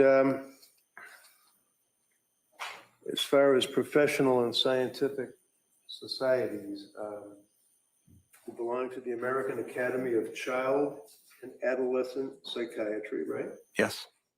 You belong to the American Academy of Juvenile and Family Court Judges, is that correct? I don't belong to that group at the moment. Well, did you? Is that in your resume? Yes, there was a moment when I was the representative from the American Academy of Child and Adolescent Psychiatry and the American Psychiatric Association and also the American Academy of Psychiatry and Law, of all three, to the National Council of Juvenile and Family Court Judges.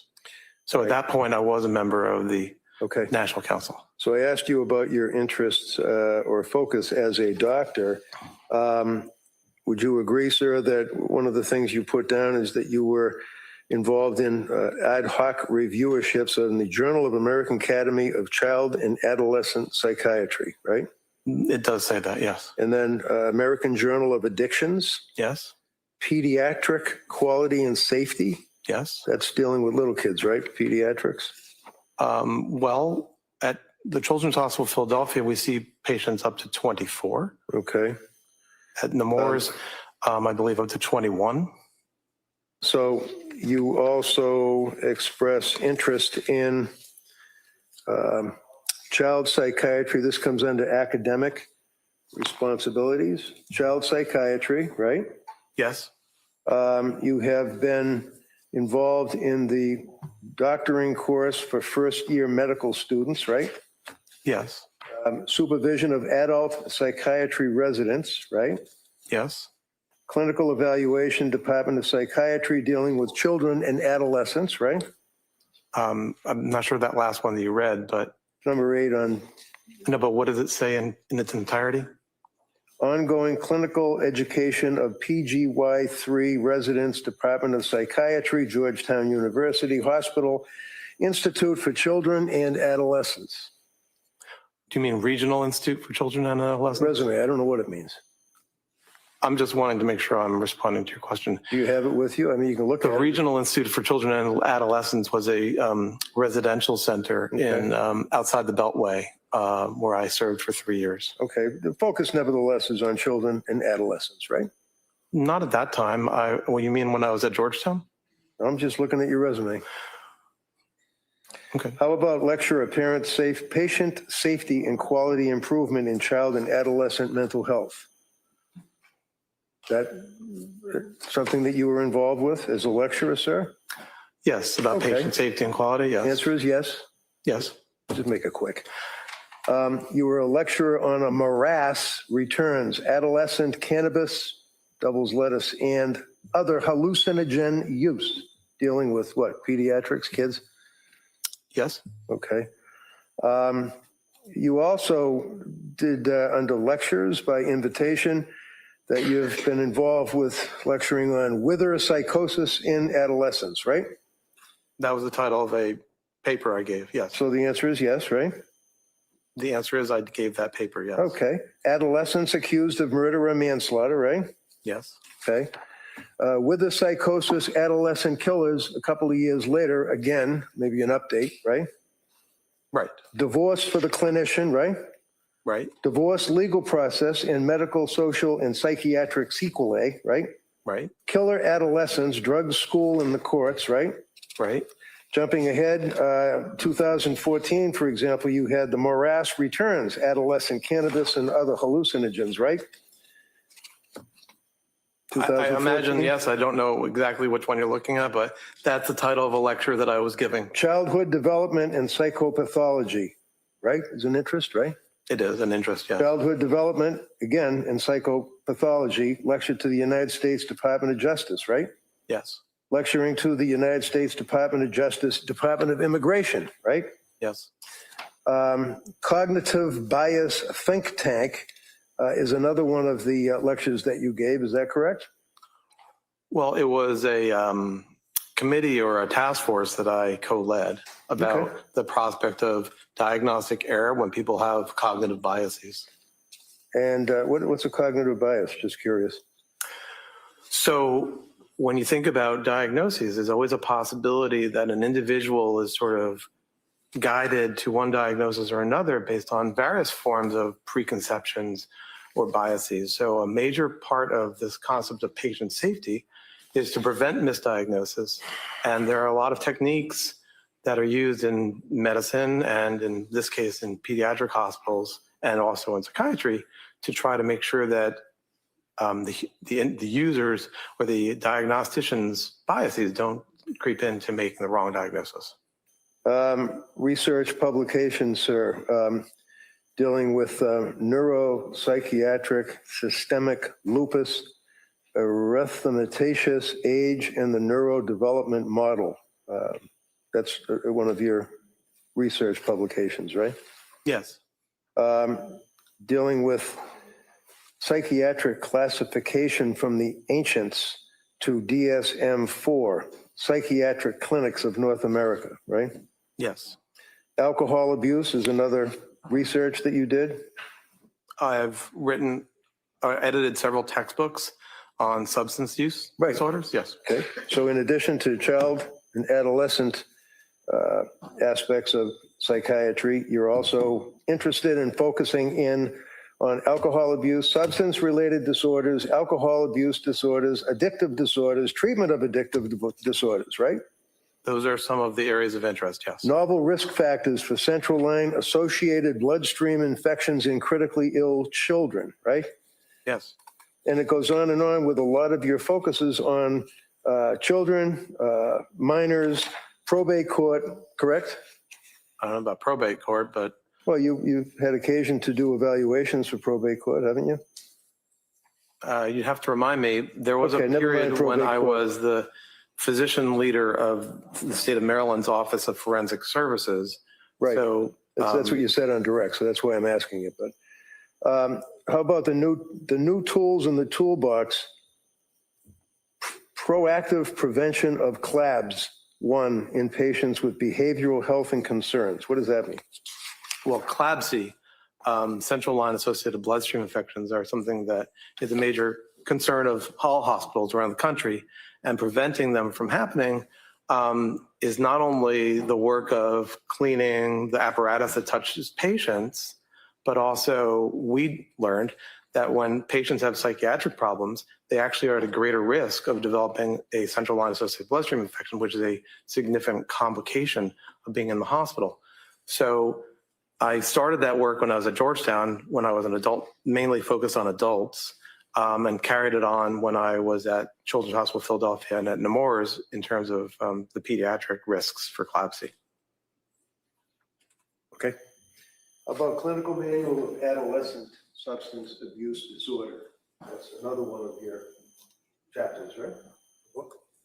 I don't think I wrote a book about adolescent substance Well, it use. says number 29, MAC 88, Clinical Manual of Adolescent Substance Abuse Treatment, Journal of Psychiatric Practice.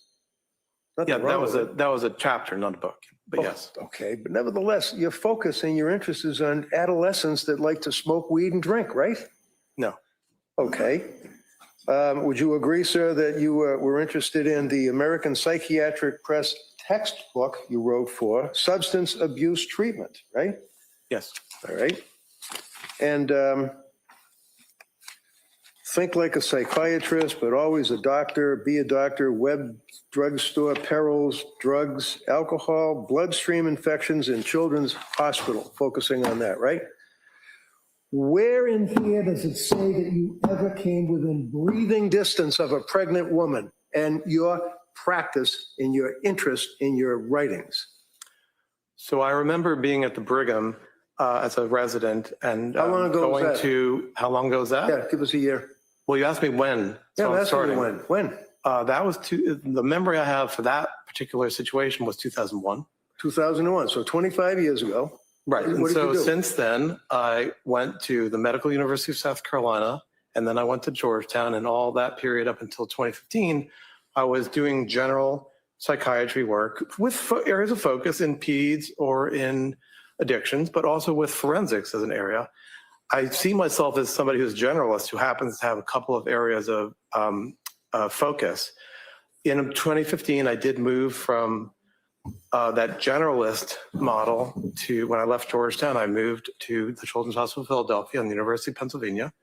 And in those years, since then, I've been working in pediatric hospitals, where at CHOP, Children's Hospital of Philadelphia, the age is up to 24, and at Nemours, it's up to 21.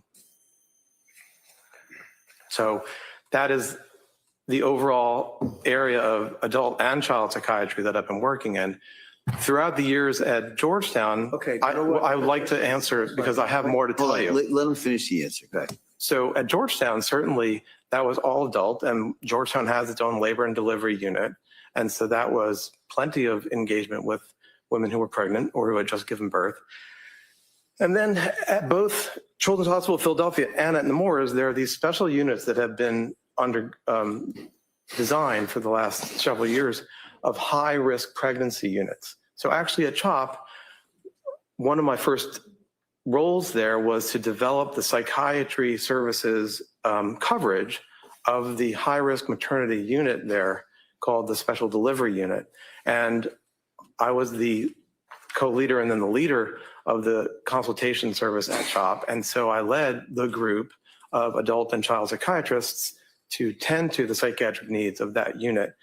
Recently at Nemours, the same unit was built. And so yes, in these pediatric hospitals, there actually are units of women who are about to have birth, who have just had birth. Well, I'm sure in these pediatric hospitals, there are women about to have birth and have had birth. And I'm sure that there are competent doctors that treat them, correct? I would agree with you. How about you? How many women with postpartum psychosis have you treated? Roughly 10 would be my estimate Over what period of time? over the period since 2001. And when you would treat these women, would you be involved in, for example, testing them for their mental health? Well, usually the teaching has been that what was called postpartum psychosis is actually a form of bipolar disorder. So what is important is to say, let's do a full evaluation of the individual's symptoms and signs, and then treat them and engage in treatment. And usually that's going to be a form of bipolar disorder treatment. That's the teaching. That is the general perspective. So with your wealth of knowledge on women that are pregnant and suffering from postpartum psychosis, do you know whether or not Lindsay was ever diagnosed with postpartum depression? I believe that the various notes from the clinicians over the year of 2022 to 2023 utilized the term unspecified mood disorder. Right. How about postpartum depression? I don't think that appellation was used. Okay. So was she ever administered EPDS? You mean the Edinburgh? Yeah, was she ever administered that? I don't know if she was or wasn't. I don't remember. Isn't that something you're in here testifying about this case? Wouldn't that be important to know that she was almost off the chart on the Edinburgh scale for postnatal depression? Well, I have said that she had depression. Well, postnatal depression for a woman who's pregnant or had a baby recently is a heck of a lot different than some guy who's just depressed about his job, right? I don't understand your question. Well, do you know what her readings were on the Edinburgh test? Not to my memory at the moment, no. Why not? You read the medical records, didn't you? I mean, if you would like to show me, I'd be I don't want happy to show you review it. anything. I'm asking you as a testifying witness for this jury, did you look at her medical records? I did. And the medical records pertain to her being a person that just had a baby, right? I'm not sure that which records you're talking about, but can I finish? Can I finish?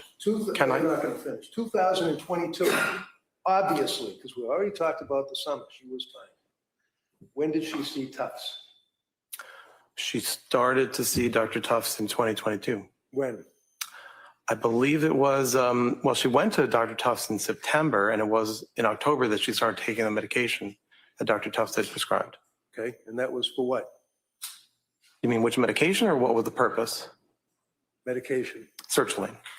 And otherwise known as? Zoloft. And she took it after a while, is that correct? Is that what you said? A few weeks, yes. And the reason she didn't take it was what? Time, as my evaluation. Hold on for a Hold on a second. second. Hold on a second, Doc.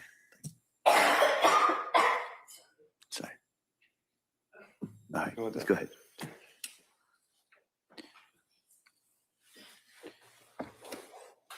You want him to re-ask that question?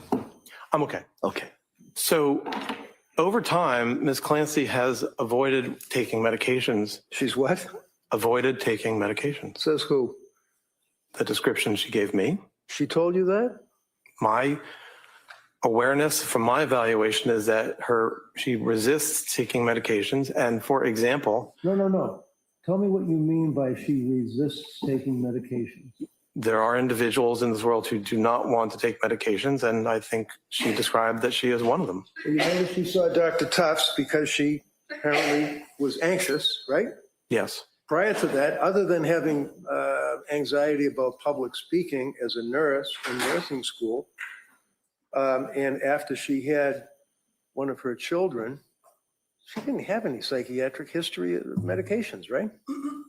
She had not taken medications, but she had had a lifelong degree of anxiety. It hadn't been at the level of disorder, but she had Lifelong. yes. Okay, how about in grammar school, high school, college? Did she have difficulty that she was anxious?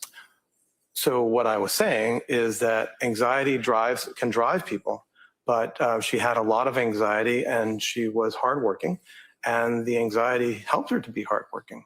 But when it comes to medications, Okay, hold on. Mr. Reddington, you got, go ahead, Doctor, finish the question. but when it comes to medications, she described that she didn't want to take medications. And an example was the time that after the birth of her second child, that sertraline had been prescribed, but she chose to get through her anxiety and depression by exercising. And that is something that people do. But it also highlights that in this case, she didn't want to be taking medications. And I think that we also understand that in the fall of 2022. All right. At this point, I'm going to stop. Next question. My question was, you said that she had a lifelong resistance to taking medication. That's what you said, right? Yes. Yes? Okay. Yes. Then I asked you, grammar school, high school, college, did she have any records, any witnesses, any documents that she had a resistance to taking medication? Only your description to me. She didn't tell you that she was resistant to medication in grammar school and high school and college? What are you, making this up? Objection.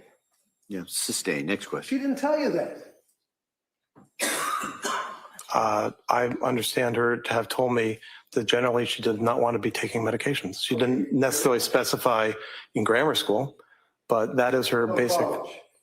Yes, I think that her description was as a adolescent and as a young adult, she was not interested in taking medications. You really have that written down somewhere? I'm happy to be proven wrong, but I believe that that's what I understand it to You be. believe that's what it is? You don't know whether you have it written down somewhere, right? Can I refer to my Read the report? whole report, I don't care. Because it's not there.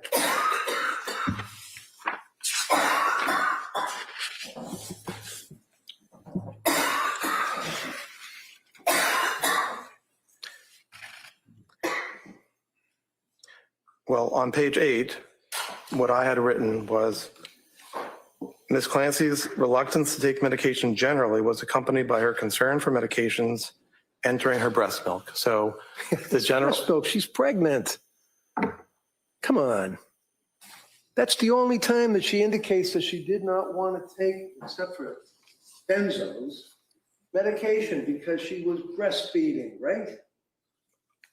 I don't agree. I'm happy to be proven wrong, but my understanding is that she described that she generally did not want to take medication, All right. benzodiazepines included. Let's not guess, all right? Let's look at Dr. Mack's report, okay? Medication history. During the period before January 24, 23, she was taking several medications, and that would be Tufts and Gelada and all the rest of them, right? Okay. Is that right? I didn't exactly hear your question. I'm sorry. Can you repeat it? You said in your report, defendant was taking several medications that had been prescribed for her, right? In the fall and December of 2022, yes. So it's real easy. It's Tufts and Gelada that were prescribing these meds, right? They were among the prescribers, yes. All right. And her reluctance to take medication was accompanied by her concern for medications entering her what? I believe it says breast milk. Breast milk. Okay. So other than her concerns as a mother about her breast milk and having these drugs get into an infant's body, when else did she tell you that she was resistant, as you just told this jury, to taking medication? Like she's somebody who doesn't want to take the medication, doesn't care to take the medication. Where is it? Overall. Well, I didn't say that she didn't care. Okay, how about if she was resistant? My recollection, and I'm happy to, if you would like me to spend time finding it. Prove I'd you're be wrong, happy I to. know. What? Prove you wrong. It's not in your report though, is it? Okay. Okay, we'll leave it at that. Now, you had mentioned, sir, I believe that the DSM is something that you all use in your diagnoses of people, right? Yes. And one of the things that you are here to testify about would be postpartum issues, postpartum psychosis, postpartum depression, right? Are you referring to postpartum psychosis, the disorder, the proposed disorder, or as a symptom? Well, when you come in here as an expert, hired by the DA to tell this jury that this woman was not suffering from postpartum psychosis, and you in your testimony refer to the fact that you use the DSM to guide you, if that's the right word, in your diagnoses, would you agree with me that that's a fair statement? That the DSM is the standard for making diagnoses? Yes. Right. It's not a very good standard, though, is it? Well, it is the standard. It is the standard. How about, are there other standards, sir, that, like, for example, World Health Organization, International Disease Control, IDC, have you ever heard of them? Yes. Okay. Does the IDC, what does that stand for? The ICD, What does that stand for? the International Classification of Disease. Does that classify postpartum psychosis? I think it actually does not. Does it classify, you think, or you sure? My recollection is that it does not. Okay. How about postpartum depression? Does the international category indicate that? I'm not sure. We in the United States. No. use the I'm DSM. asking about the other, the ICD or whatever it is. I don't know. Okay, that's good enough. This here is what you're talking about, the DSM though, right? 5 TR, text revision, right? Yes. And you're talking about the fact that at some point in DSM 6, there it appears as though postpartum depression, postpartum psychosis will be added into the DSM 6. Is that correct? Who said that? I'm asking you if that's what you mean when you told the jury about it possibly being put into the next edition. There is a syndrome that's been proposed called postpartum psychosis. So I would differentiate that from the idea that the person of psychosis in a postpartum period. The syndrome, proposed syndrome of postpartum psychosis has not been included, and I am not aware that it is going to be included, although I understand there are calls for that. I would also say actually the movement for DSM-6 is not necessarily active at this point, but I would highlight again, because I wrote my college history thesis on the history of the DSMs. What was it, DSM 1, 2, 3 back then? Well, there's been a classification made by the American Medical Association going back to the end of the 19th century. DSM-1 was in 1952, DSM-2 was in 1968, DSM-3 was in 1980. The major change in 1980 was to fall in, as I discussed earlier, the descriptive model for diagnoses.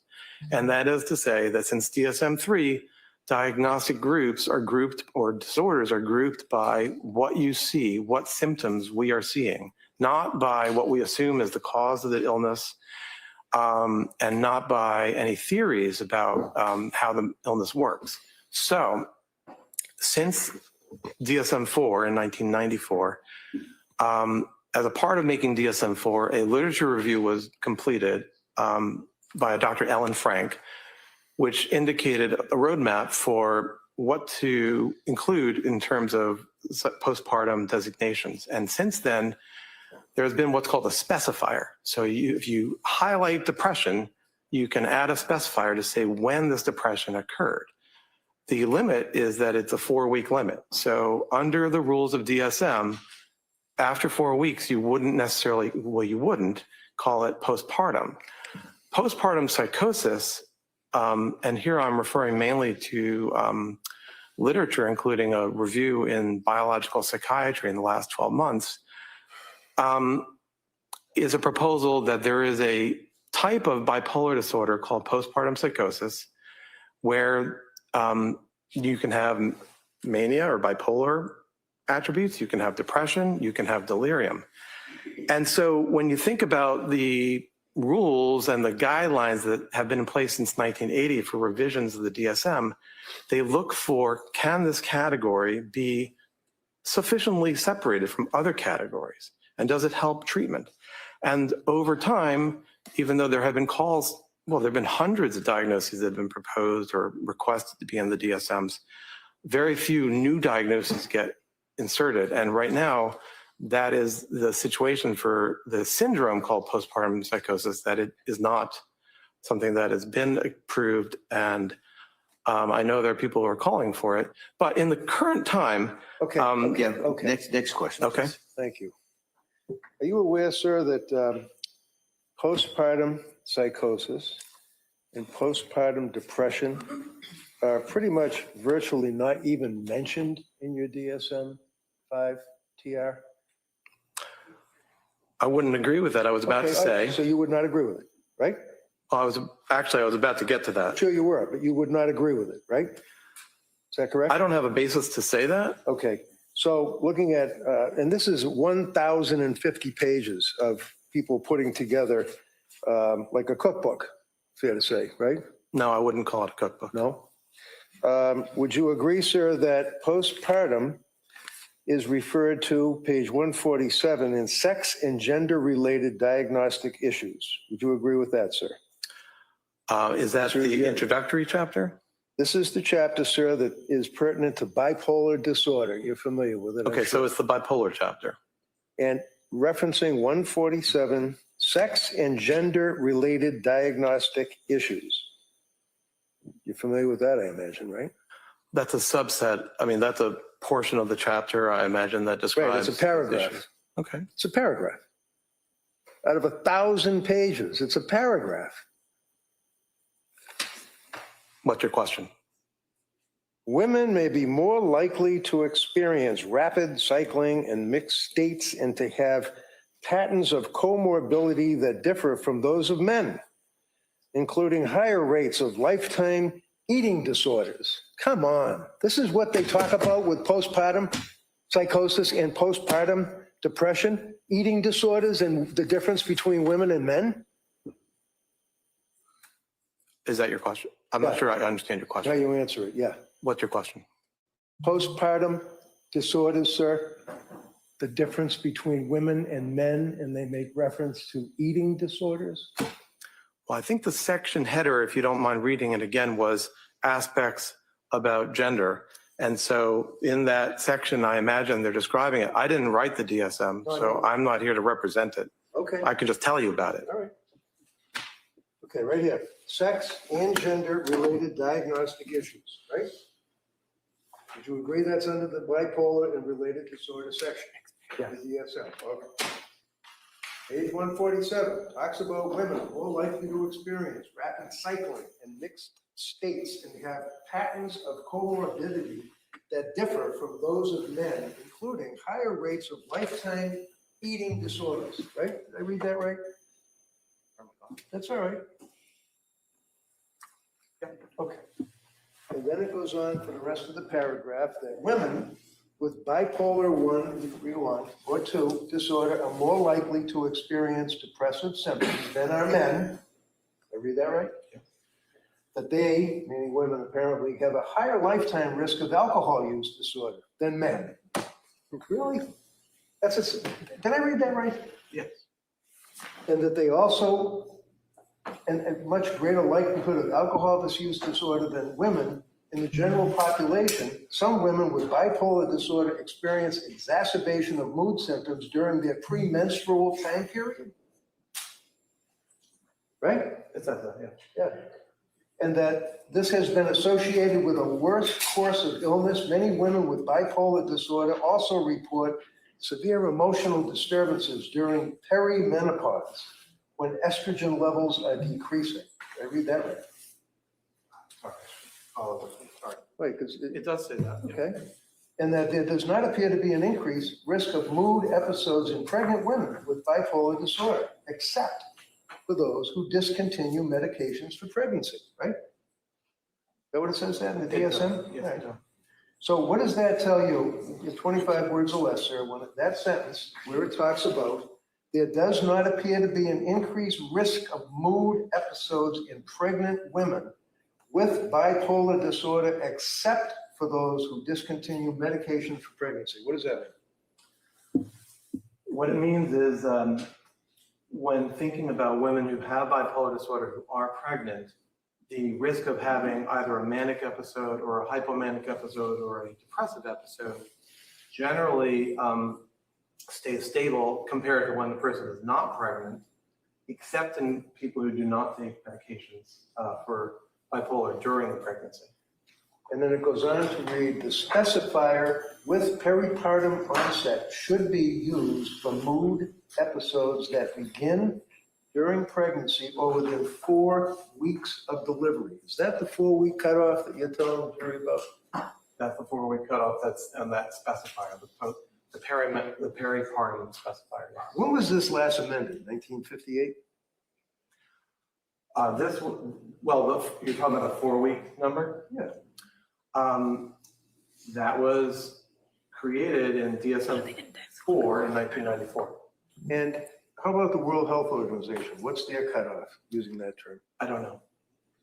How I can about tell the- you that how the about the- proponents Go of ahead. postpartum psychosis, the illness, utilize, I believe, 12 weeks, maybe 6 weeks, but not more than 12. How about the, what is it, IDC, ICD? The World Health Organization's international If I classification. tell you it's a year, would that mean anything to you? It's not 6, maybe 12, it's a year. Does it mean anything to me? Yeah, does it mean anything to you? With regard to what?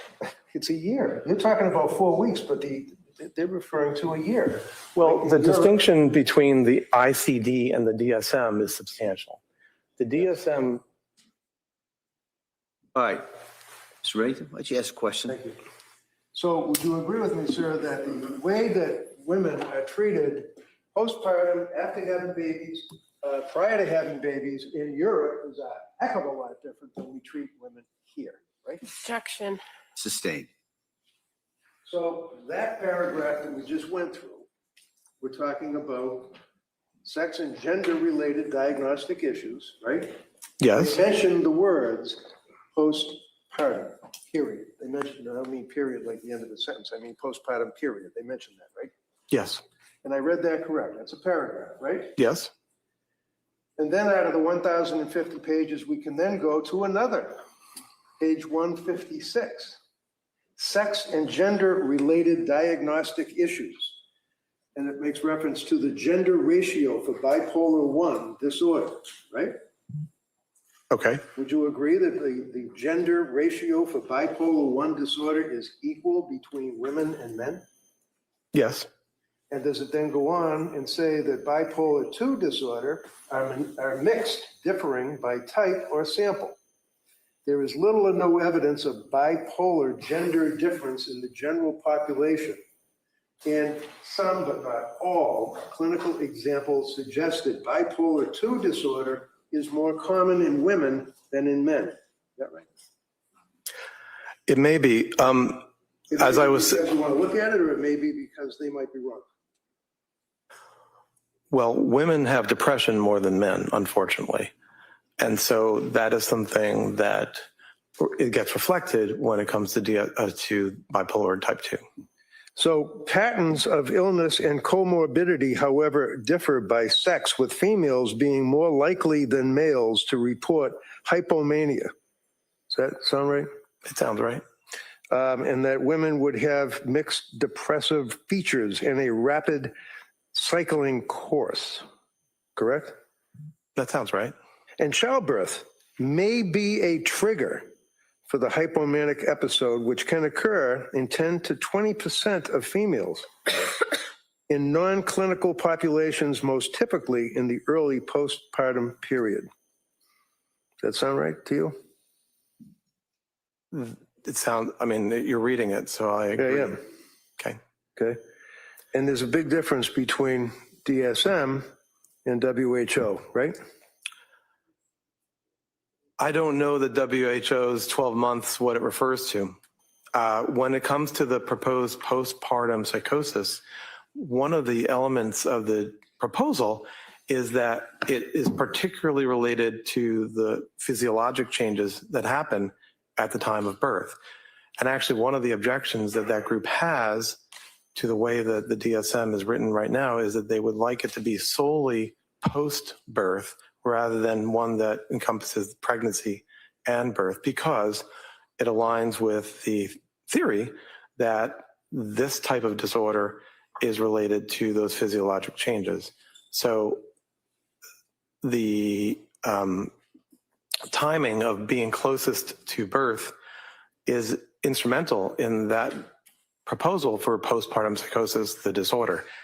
When it's described as a disorder that occurs almost right away at the time of birth. And it is urgent. Who says that? Who? The literature on postpartum psychosis, whether it's What postpartum literature? psychosis. What literature? It's not in the Bible, right? Well, it's not in the Bible, but the reports by the people who are advocates, an expert consensus panel who are advocates for inclusion of the syndrome of postpartum psychosis. And they've been trying describe real it. hard. Let him finish. Well, he's just going to go on for another half hour. I'll finish, Doctor. Go ahead. I don't have anything more, sorry. All right, go ahead. Would you agree with me, sir, as it relates to this panel of people that you're talking about.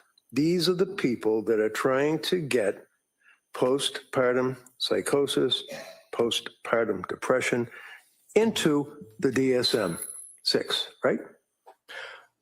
I don't think they're trying to get postpartum depression included because it already is there. In the two paragraphs that I just read? No.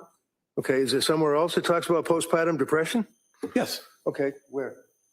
Well, the report mentions, and I'll find for you what are called the specifiers, where for both bipolar disorder and also for depressive disorders. There you go. Well, it's in there, but I'll find it in the book. Okay. Why don't you look for it? Why don't we do one thing at a time? Yeah, I'd Right? like to And finish that would speaking. be, you said you're going to find it. Just find it. Okay. And then once you find it, then we'll go on to the second part, which would be asking questions and answering questions.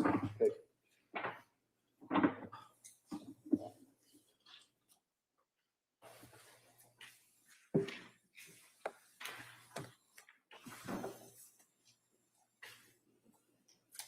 So right here on page 173, Read it. I'll describe what I'm talking about before I read it, if that's okay. So this is the section, actually starts on page 169, where it goes through what are called the specifiers for the bipolar disorders. And so those include with atypical features, with rapid cycling, with melancholic features. And here on page 173 is the portion about with peripartum onset. Read it. Read it. Well, let me see how many paragraphs it is. It's 10 paragraphs. You want me to read all of them? No, that's all right. Just Okay. summarize it as best you can. What I would summarize, and a similar passage is in the chapter on depressive disorders, is that it provides a way to designate that somebody's depressive disorder, or in this case, their bipolar disorder, had peripartum onset. Now that's important, and they provide a lot of important information there about epidemiology and the course, by course I mean how it's going to go in terms of the disease. That's what the DSM does. Besides giving criteria for disorders, it provides basic information about course, epidemiology, and the features that the individual has. So there's a similar section in the depressive disorders. Let's stick with the section that you just pointed out. Yes, okay? sir. You'd agree with me in a nutshell that talks about with psychotic features, delusions, hallucinations present at any time in the current manic or major depressive episode in bipolar 1 disorder, right? No, I'd have to see what you're reading from. Okay, sure, it's right here. Yeah, but that's a different portion. No, that's what you were reading from. Okay, No, so sir. how about down below here where it says with peripartum onset? Yes, that was what I was referring The to. specifier, what's a specifier? So the system has a way where we can emphasize features of a person's illness. Remember, as I said, the groupings in the DSM revolve around the major psychiatric symptoms. So this is the bipolar chapter, there's a depression chapter, there's an anxiety chapter. So here, the specifier is our way of communicating that the person's problem, in this case, has peripartum onset. Okay. And as if I could connect it all, the emphasis on the proposed postpartum psychosis disorder, they object to it being peripartum. They would like it to be postpartum. And who's they? The authors of the expert consensus group that I referred to published a paper in biological psychiatry in the last year. About what? I mean, psychiatry covers a large ground. Yes. It's a paper that summarizes information about this proposed disorder, highlights their assumption that it is actually a type of bipolar Can disorder, I just interrupt? What disorder are you referring to? the proposed postpartum psychosis disorder. All right. So there is a group of people that are trying, to your knowledge, to get postpartum disorder in the next version of the Bible, right? Effectively, yes, Okay. but I wouldn't use all those words, but yes. Okay.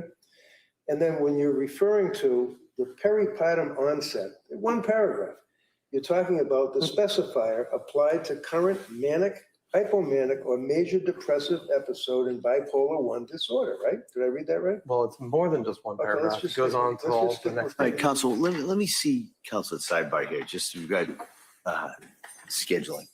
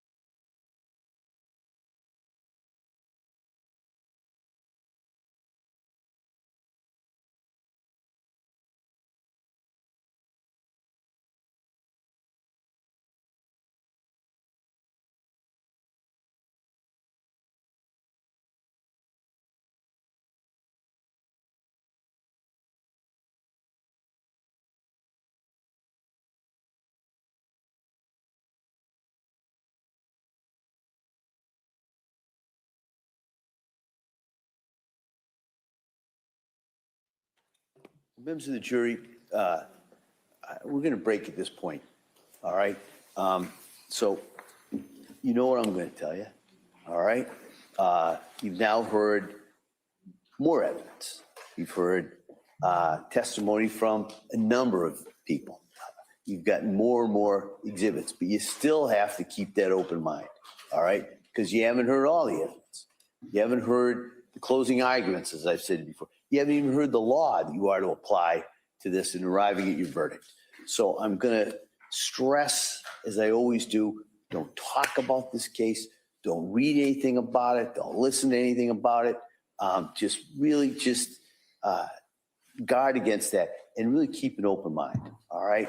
So I'm going to excuse you till Monday morning, and then I ask you to be here hopefully at 9 o'clock. We'll come back out, and we'll continue with the evidence, all right? And as I'm telling you, we are well on schedule, all right? So I don't want to get ahead of myself, but in case you're wondering, we are definitely well on schedule, much because of your work on this. So I hope everybody has a nice weekend. Maybe it'll stop raining, get outside a little bit. So again, thank you for all your time and dedication on this, and we'll see you on Monday. Okay? All rise, please, for testing.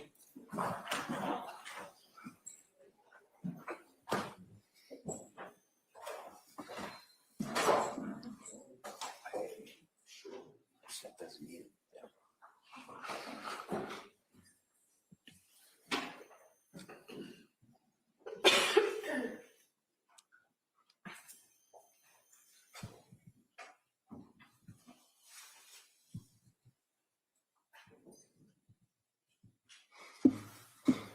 Sure, the next of the forum is closed in session. Doc, you may sit down. Oh, am I excused, sir? You talk to the DA's up with you guys' schedule. We did discuss that. Okay. All right. Counsel, anything else we need to address before Monday? No. No, Your Honor. All right. And so the plan would be, we'll continue with the Commonwealth's rebuttal. At some point, we'll do the final charge conference, and we'll go from there. So I want to thank everybody for their work. I hope everybody has a nice weekend. Thank you. Thank you. Court, all rise.